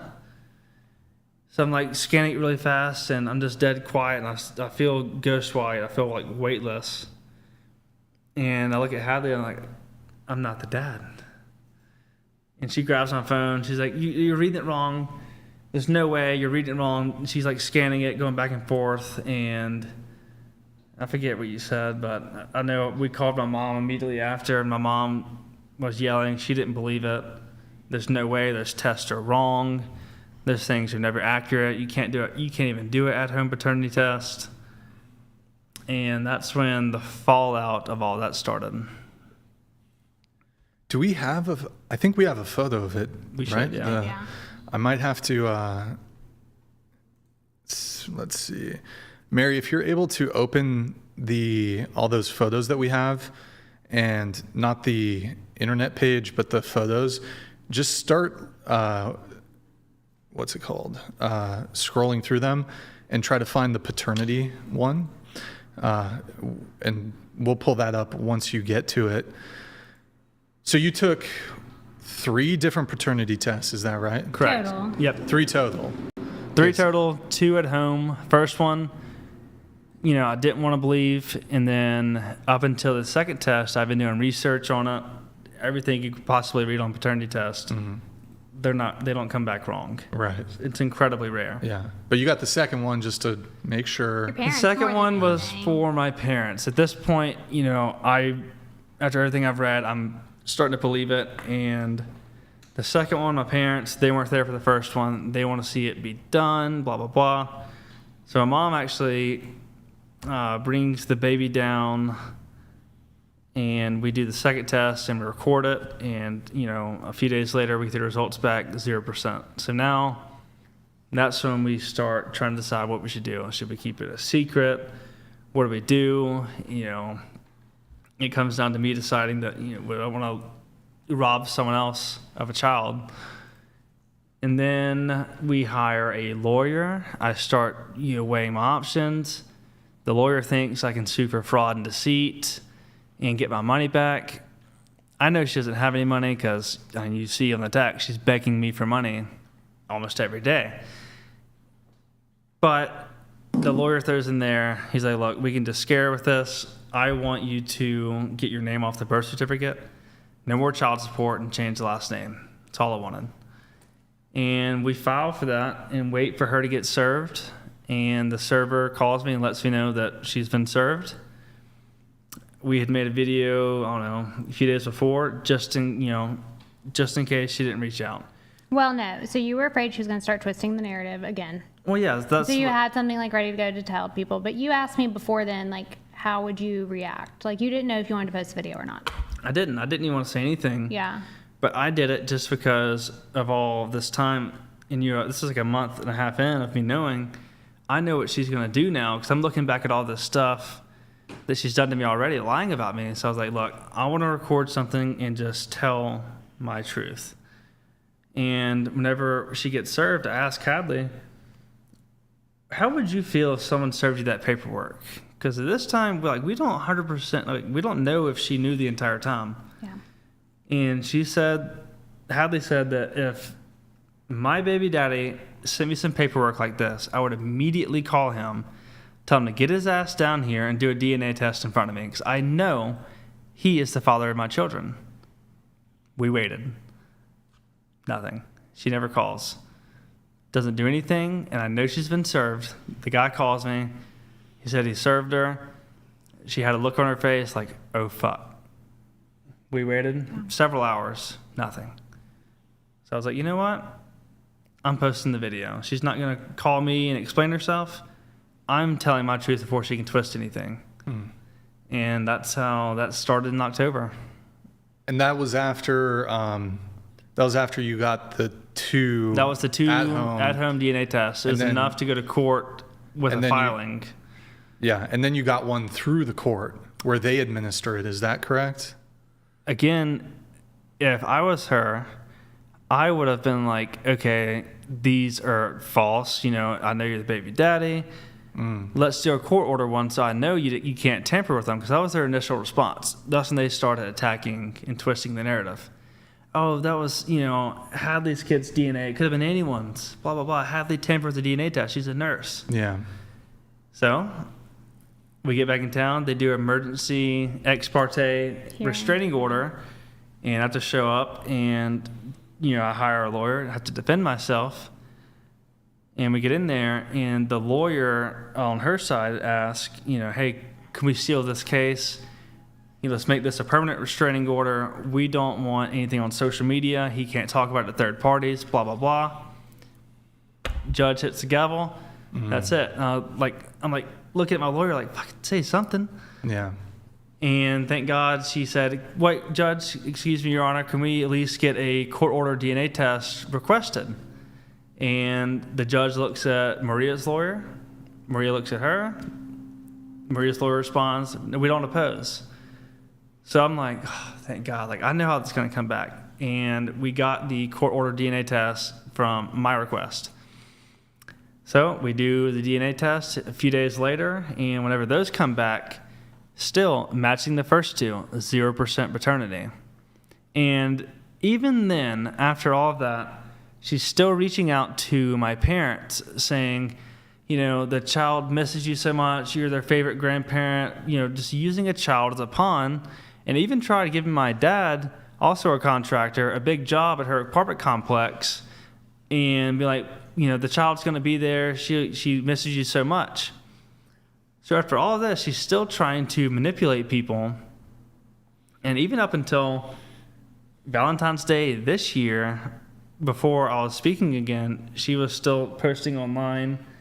Actually, when I had these people that she goes to for cosmetic stuff, she posted online that Mama, or Happy Valentine's Day, child, Mommy and Daddy will always love you. Maybe not Daddy so much, but Mommy always will. So she's still trying to act like I have friends calling being like, oh, so he is the dad and he's just like abandoning this child, like Hadley dumped him. And I'm like, what? No, he's not. Well, we've known he hasn't been for months. So like what? now we're like 3/4 way into this binder, like putting it together. And then I'm like, okay, we have court next month. Like now I'm like really just getting pissed off. She's still trying to twist the narrative. And at this point, we know who the real baby daddy is. We know she's already reached out to him. We know she's doing play dates. And she's still trying to make this, like she's saying, Daddy might not. When I know she's with the real dad doing play dates. So she's still trying to publicly defame me. So when we go back to court and, I'm still not able to talk again, I'm like, you know what? Fuck, I'm talking anyways. I don't care what happens. No one's twisting my narrative and my story and trying to threaten me ever again.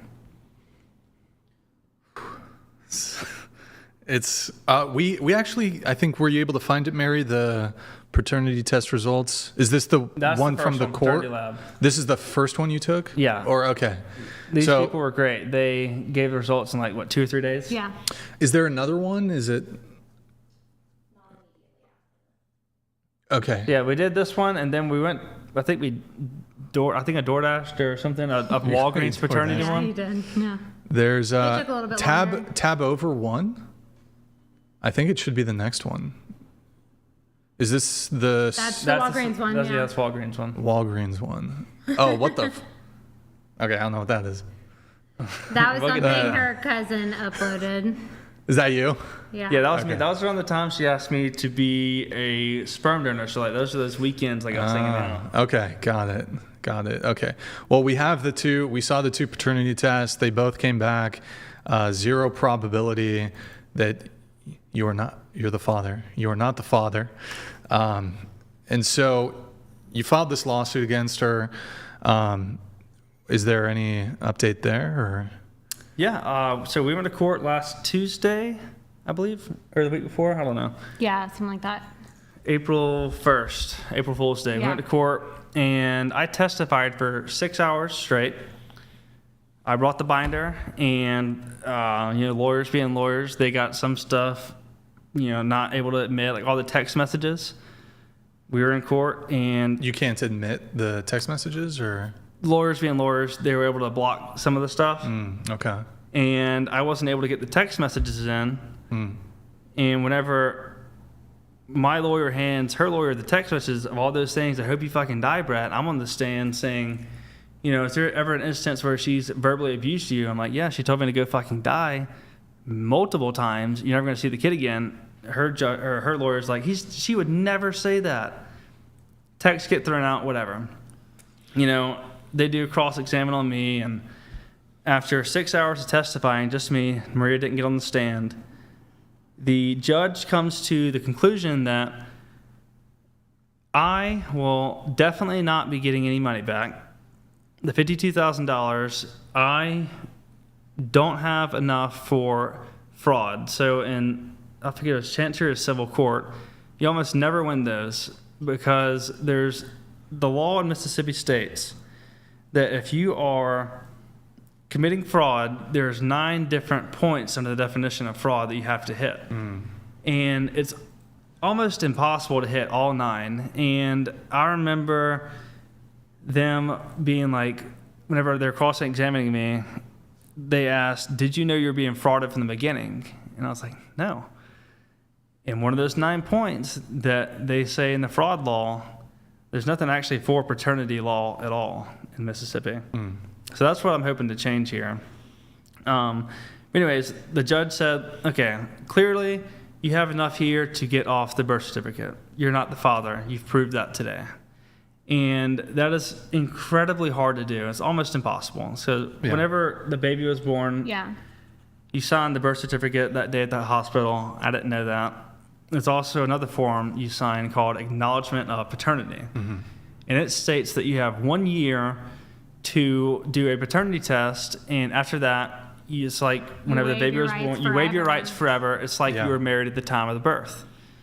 It's 2.5 years in, and their lawyers making this case, didn't you sign this paperwork? And I'm looking at it like, I did. Yeah, I did. I don't even remember that. I don't remember signing anything that day. I'm holding a new baby. I think it's mine. I'm just, whatever. I got a baby in my hands. And that was their argument. And that is the only way to get off the birth certificate is to prove fraud. I am not on the birth certificate anymore. I'm not paying child support. That would have been an extra $200-something thousand. It is an incredible win. Yeah. And that is their last little argument. That's why this is the first time anyone's heard it. They're saying that, Brett lost in court because I didn't get my $52,000 back. Her broke ass would never be able to pay me $52,000 back. I just wanted a judgment back. I wanted for her to have that hanging over her head. I knew I would never get it. I never initially wanted it, but it would have been a nice little cherry on top. Me proving fraud, almost impossible to do. With this book, where I was able to do that in the court of law, and their only argument is, we didn't have to pay him back the $52,000. Let's celebrate. We won. You didn't win anything, Maria. You won absolutely nothing. All you did was rob 2 families of a child. And you out of money. Me out of money, and now I know that you're probably being deceptive or trying to manipulate other people and con them into doing whatever and need more money. It's so unfair. I feel bad for everyone that's going to be involved with her after the fact. But for me, moving on, I would like to be able to protect people in the future and make sure that paternity fraud is a case that is heard and seen, because it happens way more often than you think. The amount of DMs I have this week with people reaching out saying, something similar happened to me, or I'm going through it right now, and there's absolutely nothing you can do for it. Yeah. I mean, if it wasn't for me speaking up right now and me trying to reach out, and I actually have a meeting set next week with Mississippi policy lawmakers. I'm going up to the state capitol, and we're going to talk about some policy change because it is incredibly unfair. It just needed the light to be shown upon it. Yeah, no, it's wild. And I think when it comes to the paternity fraud thing, it's devastating in so many different ways because, there's the financial component of having to pay child support, but also I think perhaps the greater toll is even in situations where the mother is reasonable, the sort of emotional toll that it's going to take on somebody to be like, I'm sure you had a bond with what you thought was your daughter, your parents developed this bond, and then it's like, I've been deceived, I've been lied to. And then add on top of that, though, just her hurling insults and the verbal abuse, emotional abuse.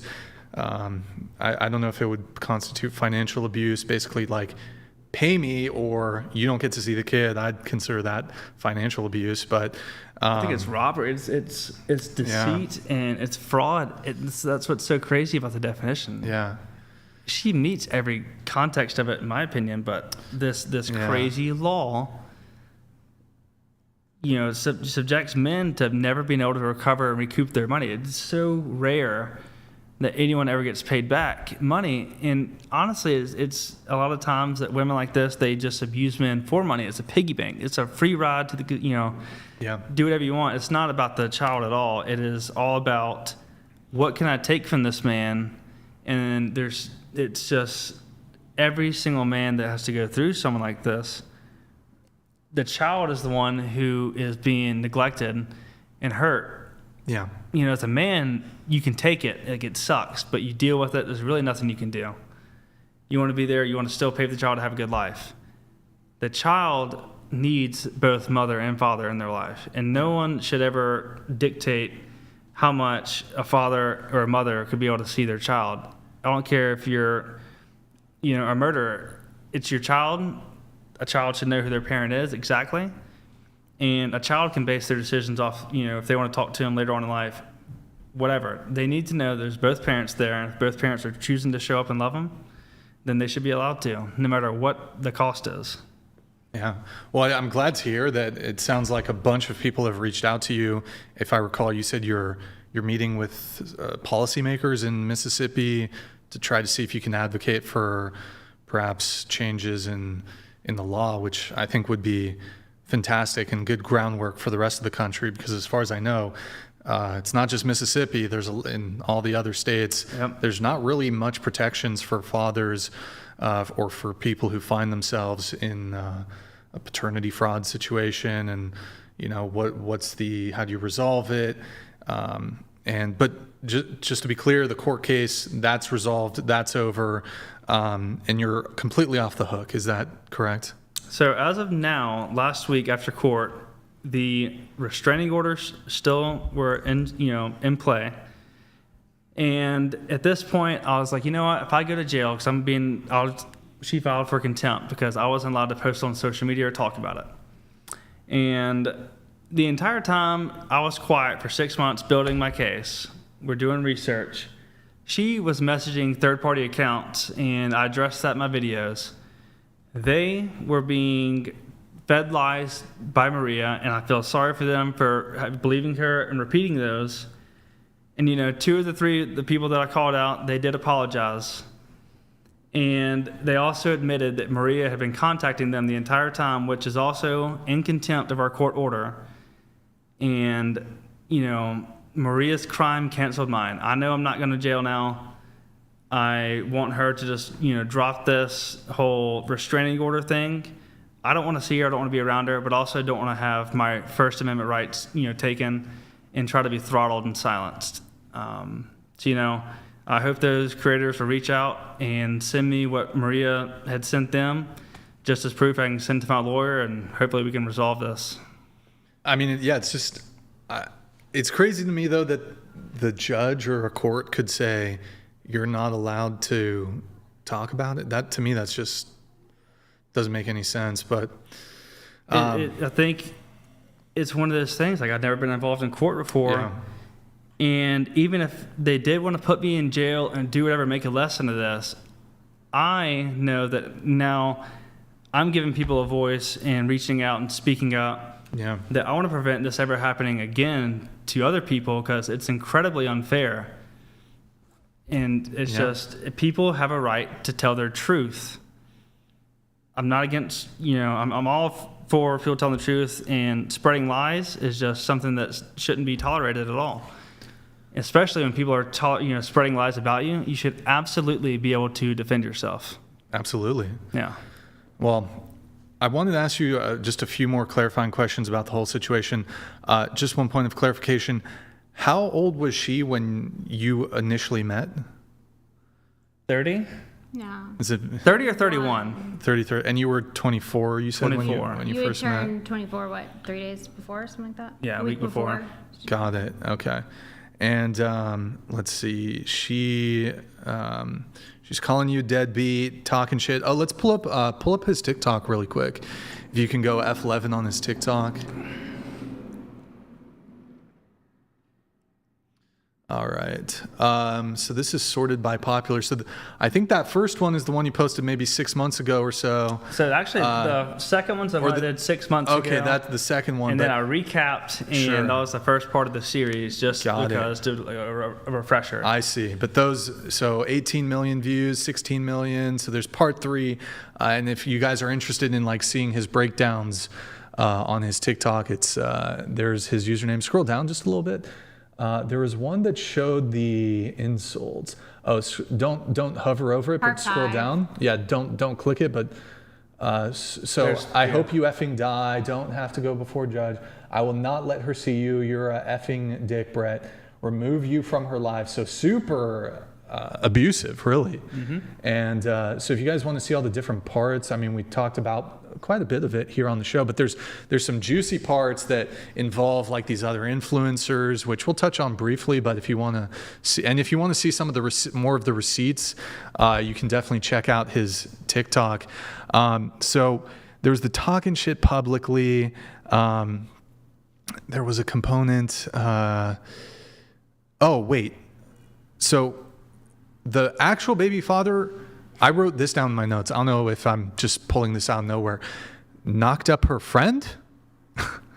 Yes. Okay. Oh, her Best it's friend. complicated. Ex-best friend. So, this is not my story to tell. I will hit the points that are important to my truth and my story. Whenever she started attacking Hadley and reaching out to Hadley's ex, that's when it became her MO. This is what she does. Whenever she can't hurt me anymore, she goes after the person that I love and tries to hurt women in the worst way possible by going after their kids. She did this to her ex-best friend. I know she testified in court, and it was all because they share a baby daddy now.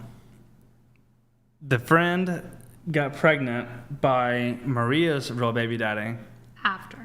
After, and it infuriated Maria. So Maria tries to go and get, her ex-best friend's kids taken from her, however way. She tries to lie in court. I'm not sure what she said. Not my story to tell. But after hearing that, after October, whenever she starts doing it to Hadley, it becomes this whole new level of obsession and craziness of like, okay, we've proved that I'm not the father. 3 DNA tests, like court ordered. Why are you still trying to twist the narrative? And now, why are you going after my girlfriend? Like, we have a restraining order. Why are you texting her? She's texting her ex's family members in Atlanta, Georgia. She's never met them. She has no idea the character of those people she's talking to. She is just trying to wiggle her way in and cause damage any way possible. Wow. Is she Has she said sorry? No, She was there though for the court in person, right? You saw her in person, I did. but she didn't go up and testify or anything. Nope. She sat over there and gave me snarling looks the entire time I told the truth. I mean, she kind of just brought this all on herself, though. I mean, it's just I'm not even kidding. I would have never posted another thing about it. I would have just let it go. I didn't want any money back. I wanted my name off the birth certificate, all that. We found out in November, the third DNA test. 2 days after put the timeline together, that's when she started reaching out to her ex, trying to cause issues. So at that point, I was like, all right, you've already attacked us a month before. You know I'm not the father now. Why are you doing this? Like, that's when it became retaliatory for me. Like, I want to stand up for Hadley. You're not going to do that, the person I love. And that's when it became this whole new issue. And that's when we really started, digging in and figuring out all the lies and deception in the web that we're looking at. She's ruined, like, a lot of lives. This is her normal thing. I mean, she's attacking people and going after these little pageant things that she can't win and going after their exes. And anytime a woman takes something from her or wins something over her, she goes immediately to the ex and tries to cause issues. Doesn't she have a history of, are there lawsuits she has with other men? Yeah, so we actually found out something yesterday. I'm not ready to talk about it yet. It'll be in one of the next videos. But yes, so whenever she got served, I had been in contact with the server. He's like, oh, I know this woman. I dealt with her a bunch before. And I was like, what? Babe, record this. Record it. And I'm listening to him. He's like, oh, yeah, she was with some married man, and she got served, and she actually ran from me whenever I was trying to serve her. So, like, we're, like, kind of laughing at that. And then, she actually gets served a week later. We post the video, and then there's random people messaging me saying, oh, yeah, she slept with, married man and ruined his family, blah, blah, blah. It's like all this stuff starts to come in, and every time I post something with the receipts showing the truth of what I know, I mean, they're adding a chapter. They're giving me more stuff. People are starting to reach out and like, oh my, yeah, I know this person. This is what they did to me. So that's why it takes us a while to make these videos. Like we're getting new information as we post, and we're trying to make sense of it and put the timeline and connect the dots.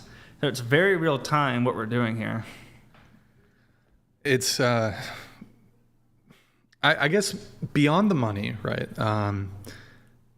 And we talked a bit about this before the show, but the mental toll, at least that I think this would take on somebody, on you, your parents, on you, Hadley. Can you maybe you've just been like pretty much Iron Man throughout this whole thing, but can you describe the toll that this situation has taken on you beyond, the financial impact? I mean, initially, first of all, no, definitely not Iron Man through this. It was so heartbreaking and just devastating to me and my family. It caused just tremendous issues with me and my parents, and then Hadley and I's relationship. It was so unfair to me. Had to defend myself on these things that I haven't even done, and they're just making all these horrible accusations. And now, 8 months removed, I'm still having to, work through all this trauma and stuff. And I'll never trust anyone and look at the world the same after what she had done to me. I mean, there's incredible trust issues now with anything anyone ever says to me. It's robbery of, my feelings, of the way that I've always looked at the world. I'm an incredibly happy person. I have a great outlook and positivity on life, but now I have this cynical view because of these horrible things that happened to me. And then for Hadley, for you, I mean, they were sending you nasty messages too. Obviously, it must be difficult to see the person that you're in a relationship with, dating, to see them involved in this sort of thing, and then you get sucked into it too, the public smears and all that. assume it was difficult for you as well. Yeah, it was incredibly difficult. I mean, I can't even begin to tell you how many nights I would just cry because it was hard to see you, go through the grief of it. And a lot of it for me was this like anger that she had done that. And I know there was like one moment that sticks out to me because we had known the child wasn't yours, but we had to kind of like play along for a little bit because you didn't know what you were going to do. So I remember the first time she came and like dropped her off after we knew. And I knew that I needed it to be quick because I didn't trust you to not react and like give it away. And because we just found out. And so she like comes and drops her off. And so you're like playing with the baby and she's like saying like, oh, here's her backpack and, this shoes need to be worn to school or something like that. And I'm like, okay, like got it. And I'm like, she's like, these clothes need to be washed. And I'm like, got it. And of course, like, who's going to wash the clothes? I'm going to wash the clothes. So I'm like, I got it. Like, I got it. And so I'm telling her this.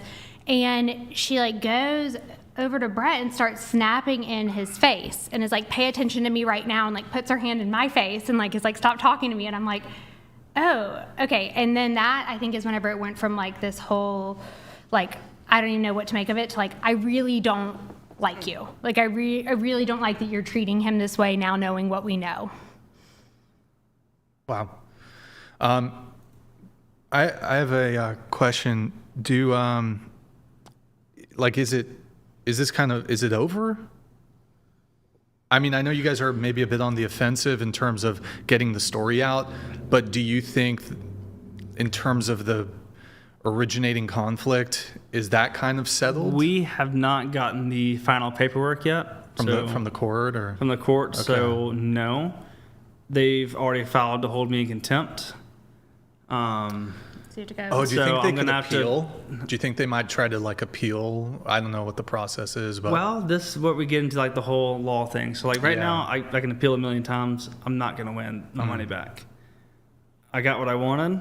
But now, could she appeal? Like try to reverse? Oh well, technically he signed the what's it called? The birth certificate and the the authorization or Yeah. what is it? Yeah.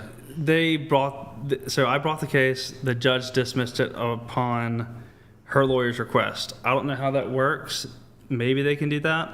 I think it would look embarrassing for them to try and appeal their win from the judge dismissing the case. Oh wait, so the case was dismissed? Dismissed, yeah. But was Other there? than But there wasn't- separate, yeah. There was an order granting the removal of your name. So From the- way the court works, the judge will only decide on the fraud case that day. So Okay. fraud case dismissed. On record, judge saying, you've made your case, you will not be on the birth certificate. We have not gotten that paperwork back yet. So no, it's not over Okay, yet. I see. They're still trying to hold me in contempt when I have now those creators giving me everything I need, which I already knew because Right. I can tell from the comments, specific details from the case. But now them coming out and saying that, yeah, she was in our DMs the entire time. I don't think anything's going to come of it. I think it's going to wash. Moving forward, I don't want any money from her. I want to be able to help other people and make sure this doesn't happen again. Got it. And I think what everyone wants to know, was it worth it?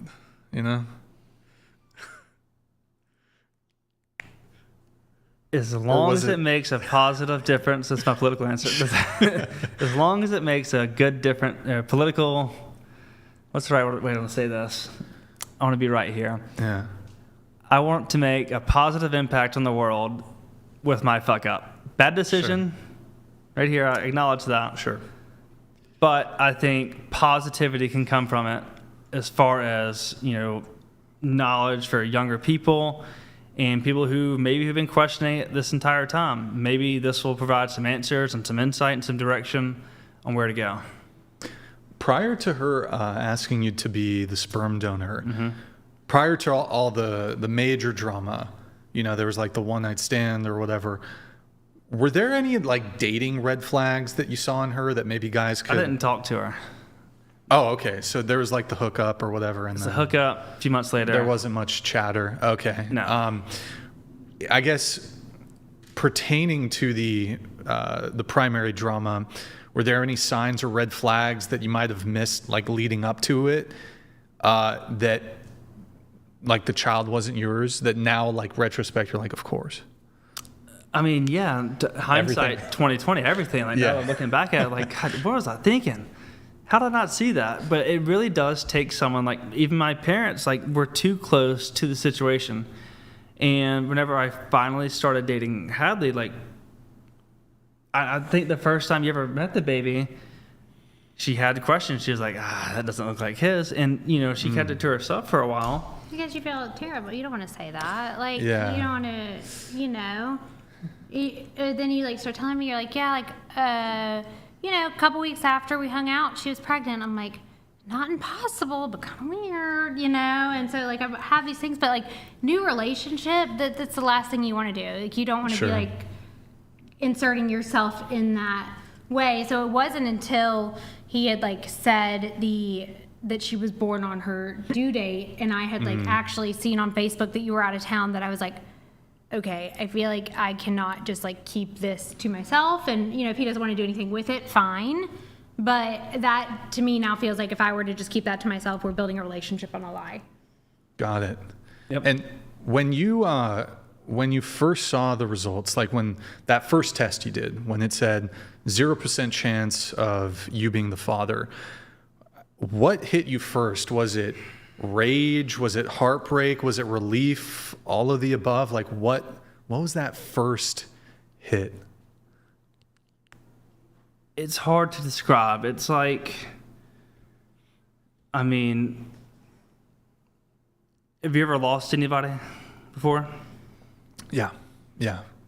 It's exactly grandparents, that yeah. same feeling of this isn't real. Like, you want to reach out, you can't you can't say anything. You can't understand, you can't comprehend what just happened, especially if it's, you know, out of the blue. Like, I wasn't expecting this. I mean, it's just emptiness, you know. Then it's sadness for a long time. Then it's grief, and then, you know, after a while, like you have that first glimpse of, you know, I think I laughed the first time for like on 3 weeks, and it was just one of those things where like after 3 weeks of just, you know, crying, that I laughed for the first time, and I was like, you got to be like, take a step back and be like, look at the ridiculousness of it, and be like, how in the hell did I just go through that?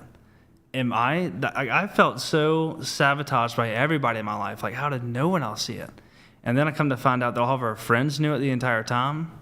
That's when the anger, I think, That's, whenever you started to get pretty angry about it. I laughed, and then I was mad because the messages, you know, after I posted the video, start coming in.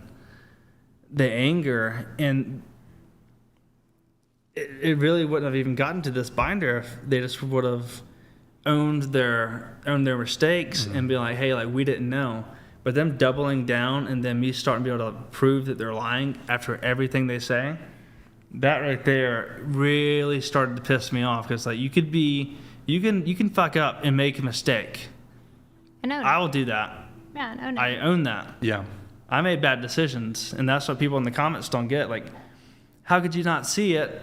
Who would do that in the first place?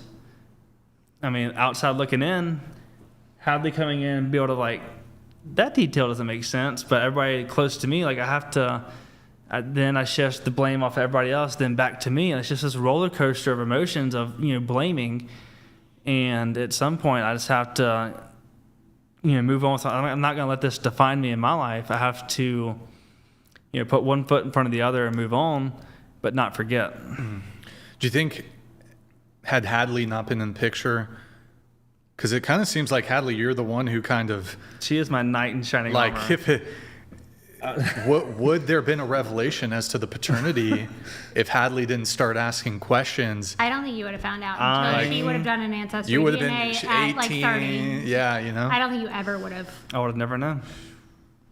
Damn. That You should take her out to a nice dinner or something. But do you think, in terms of the advocacy that you want to do when it comes to, questions about paternity fraud, do you think that it should be paternity testing, should be mandatory at birth? So we talked about this today. I think that would be incredibly difficult to do at birth. I talked about this before, and my initial response is yes, but you got to think about every case is super specific. Mandatory testing at birth for everyone sounds great. Think about the single mothers who don't have the dad who shows up, the real deadbeat dads. Mm-hmm. Are they not going to sign a birth certificate? Like, you can't be in a limbo there. Right. So I think like people deployed. Like there's challenges yeah. to being able to just mandate that, and then it's probably a 50-50 issue. I'm not sure. Sure. I know that maybe one day we could cross that bridge and make something work for everyone. But I definitely know that if you can prove your paternity fraud, that is what I'm working on. And that's the case that, I'm well versed on now. And that is something I definitely want to get, policy changed on being able to protect men and at least get a judgment or just, some kind of rights back. Mm. That way you don't have to go to jail or be smeared, in a smear campaign on, baby mamas against men. So you think maybe something like where they can prove the paternity fraud, maybe an easier path towards restitution, and then maybe also maybe an easier path towards, hey, let me get off the birth certificate. Let me be able to more easily, if I can prove it, relinquish the child support duties that I have to pay. Because I've heard stories that maybe you've heard of these, of men who prove that there was paternity fraud, but maybe they're years, it's been years, the child's 6, 7, 8, whatever, and the judge says something like, well, look, I acknowledge that the child's not yours. Yep. But you acted as if you were the father. And so that establishes legally, even though the child's not yours, you got tricked, the mom was screwing the whole town, whatever it was, he's like, hey, it's a terrible situation, but legally my hands are tied.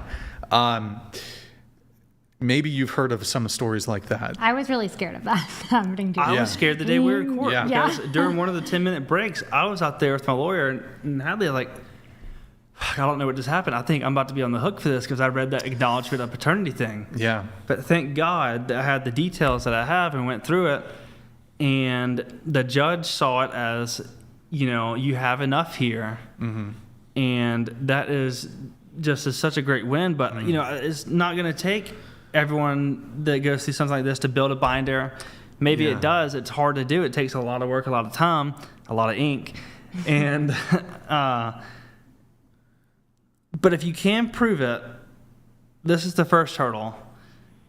I would like to get to where, maybe it never happens with mandatory DNA tests somehow to make it work for everyone. But for now, if you can prove it, it would be so fair for men's rights to be able to at least get a judgment or some kind of restitution back. But definitely, if there's a real father in the world, they should be liable and responsible for those duties. I don't care how long you've been financially responsible, it should bear the real mother and the real father.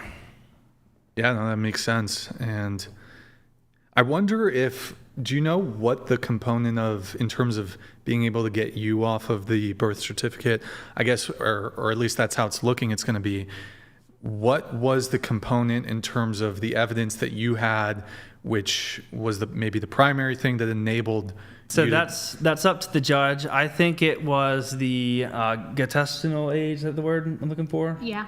The gestational age of where I proved that I was out of town during her only window of being pregnant. Her lawyer tried to argue that I was a medical professional. I was like, yeah, I Googled it. Anybody can do that.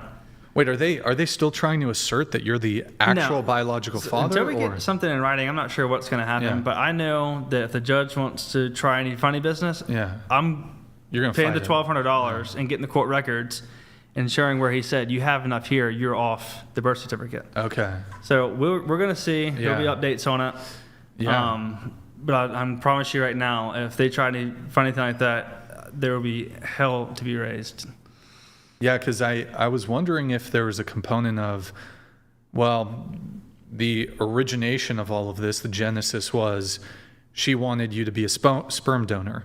Now, the way you went about it, even if there was some contractual written agreement, which if there was, Yeah. she could still be like, well, I'm going to court trying to get child support, and the contract's not enforceable because, well, you can't enforce something like that. Child support is for the benefit of the child. Correct. And you can't sign away your rights there are some exceptions where it's done, if it's done through like IVF and it's like a legitimate like sperm donor clinic or something, where the biological father can evade, I guess, paying child support, because that's kind of the understanding going in. But I was wondering maybe that could have been a component of it. But and to be clear, there was the court-ordered paternity test too, Correct. which established not the father. But yeah, I've heard from so many men. I've You get heard so stuck many because stories. The law says it's best for the child. Yeah, You know, you don't want to take food out of the kid's mouth. right.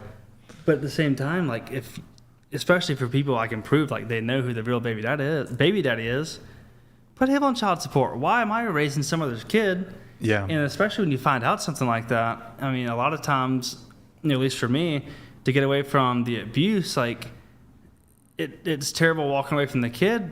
In some cases, if they're a good, decent person, like you should be still allowed to see the kid, but you should be financially responsible for a kid when, especially if the mother knows, they know exactly who they should be getting paid from. sure. Just a few more questions here. If you could go back and speak to your younger self before the donation occurred, what would you say to young Brett? Okay. One, before even talking to myself, I just want to preface that I wish that I'd heard a story like Yeah. this before. I've never heard of a story like this before. I didn't know stuff like this even existed. That's why I'm grateful that it's getting the attention it is now, because maybe, one day someone younger is going to see something like my videos and be like, hold up, that sounds like a terrible idea. I know someone who went through something horrible like that and did something stupid. So, I mean, honestly, at this point, I wish I would have, said no and talked myself out of it, or had someone talk me out of it. But in hindsight, I can't go back in time. I just know that I'm glad that I went through it, because I know it's going to help future men and, going forward. Yeah, I don't know if they have studies on the actual incidence rate of paternity fraud. I heard something crazy. I have We no talked idea. about this though. I have no idea if it's true.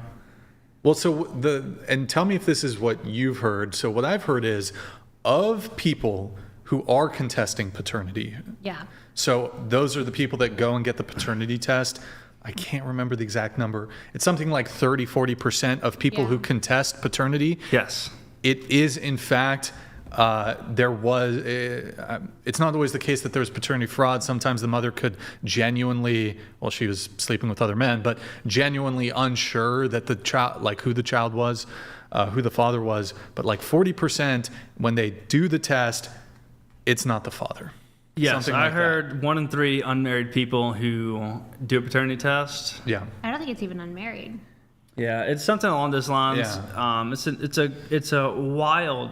It is wild, but also like as a nurse, I have to look at like scientific studies of like that is of people who are questioning it. Like Yeah. my kids have never had a DNA test that I know. Right. You know That's what if I mean? you're So like questioning it, it's so it's Yeah. probably inflated. yeah. It's not I for. don't think that like 1 in 3 kids don't know who their Yeah, I actual don't dad think- is. You know? Yeah. Yeah, to be fair, I don't think it's of all kids born. Yeah. It's just when there is a request for a paternity test, it's pretty high. Like I think 1 in 3 or 33%, something like that. I would imagine that the numbers are about to go up with the people contesting it after Yeah. seeing this stuff.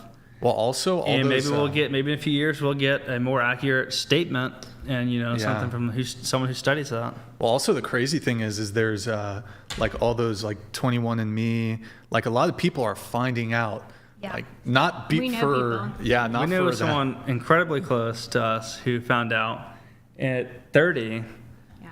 that their father they've always known wasn't their father. Yeah, and it's crazy. Also, in certain countries like France, for example, you actually can't do. I don't know I read you that can't very do recently. a paternity test. It's like illegal. Yeah, I think you need. That tells you the person who wrote that law probably has something to hide. Yeah, I don't know. Maybe it's just like the French women are just like going crazy or something, just sleeping. And then there's rampant paternity fraud. I think the justification was it would be destabilizing to society to allow for paternity tests to be done in France. Crazy. Yeah, I don't know the specific wording of it. I think, I think this is it. So the father, I believe, the father can't just do the paternity test. There needs to be approval by the other partner, and if you do it, it's a crime. I think that's what it is in France. You might need like court permission to do it, whereas I believe in the U.S. you don't need the mother's. You could just do it. Get the little. Yeah. Well, so you didn't know that actually. So whenever I suggested a DNA test, you're like, here's the thing, like, I would have to like hire a lawyer and do it. And my concern is like, I do think that this child is mine. And then she will, being who she is, she will one day go to the child and say, oh, by the way, your dad didn't even think that you were his. And I was like, we can literally order it off Amazon. Did you know that? And you're like, no. That- We can literally order it off Amazon. Like, you didn't know at all. That is definitely like I think that is a fair concern though, especially with Maria being as volatile as she was. It's like, well, if I do this and she's aware of it, that's gonna be nuclear. It's gonna be nuclear. She's gonna be, you want to fucking, what do you think I'm cheated? I was sleeping around. She would have tried to shake you down for more money. She would have been like more with the insults, more with the verbal abuse, all that stuff. Just for the sake of time, we do have to get this wrapped up here pretty soon. But I guess the final question, unless you guys have final words, or Hadley, if you want to wait. We didn't really get to Miss Vietnam, but Oh my gosh. Well, I don't want to give her a microphone. Yeah, you're right. but yeah. they're Episode on your 9, TikTok. Episode on your TikTok, 9 yeah. tells you exactly who that person is. Yeah. And So she was like a cousin of Maria who she went to war against you guys, basically, publicly. she went to war against She was on the us war path. with the microphone looking in the mirror. Everything she was saying about us was her. Yeah. And it was incredibly satisfying to disprove every one of those and tell the world the truth about who that person is. Yeah. Well, unfortunately, we don't have time to get into that. But if for the viewers, if you guys do, let's pull up Brett's TikTok really quick if we can. Go F11 on this. You can see all the parts. There's other parts coming. It sounds like it's on his TikTok. Be sure to check it out. Give him a follow. Also, Nurse Hadley, she's got a TikTok of her own if you guys want to go support her on there too. Final question. If Maria was sitting across from you right now, what would you say? Apologize. Apology goes a long way. Would you?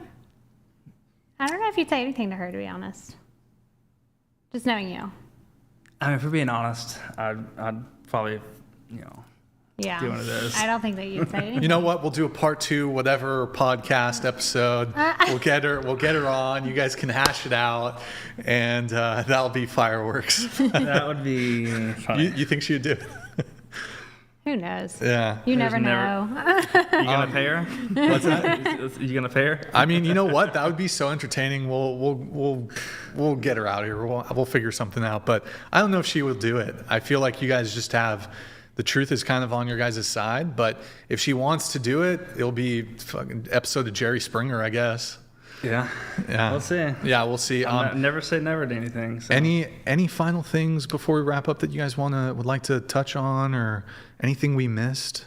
I mean, no, we have a lot of exciting things coming up, and we hope y'all continue to watch, and we'll eventually segue out of this whole Maria drama and get back to our regular content and posting our beautiful house updates and just kind of bring you all into our lives. Okay, perfect. Where can they find you guys on social media if you want to do? I know I pulled up your TikTok. If you want to do a quick little shout out. My Instagram is at Brett Fairley, and then my TikTok is at Brett Fairley 0. Okay, got it. And then I'm Nurse Hadley everywhere. Nurse Hadley everywhere. Okay, cool. Let me just double check, make sure we got everything out of the way. Guys, I hope you enjoyed the stream. A little something different, you know, from first time going live. That's fun. Yeah, a little something different than our normal dating talks. Guys, thank you for tuning in. Like the video, please, if you enjoyed the stream. Be sure to follow Brett and Hadley on their respective social media platforms. Hold up the binder really quick. Let's get a look on this thing. I was gonna drop it, but there's too much stuff on the table. Yeah. It's like 15 pounds. And you're going to be pretty adding heavy. to it, right? Yeah, I mean, Yeah. right now we have this new little section. It's its own binder. It just wouldn't fit in the suitcase. And we're going to get into this part soon. It is about 100 pages. So Okay. This is new stuff added this week, developing drama. Yes, guys, there's going to be updates on all of that. So like I said, be sure to follow Brett on his social platforms. Are you primarily, like, is TikTok your primary or? Instagram and TikTok, I just Instagram and upload both at the TikTok. same time. I don't prefer one or the other. Perfect. Let me just double check here, make sure we're all done with everything. I'm pretty sure we didn't go over everything, but I mean, we went over pretty much the Yeah. bulk of it. And all right, guys, well, thank you so much for tuning in. I hope you guys have a good night. 07s in the chat. Good night, guys. We'll see you guys on Sunday Love with your Dating face. Talk, 5 p.m. Good night, guys. Yeah, you can put it on intro.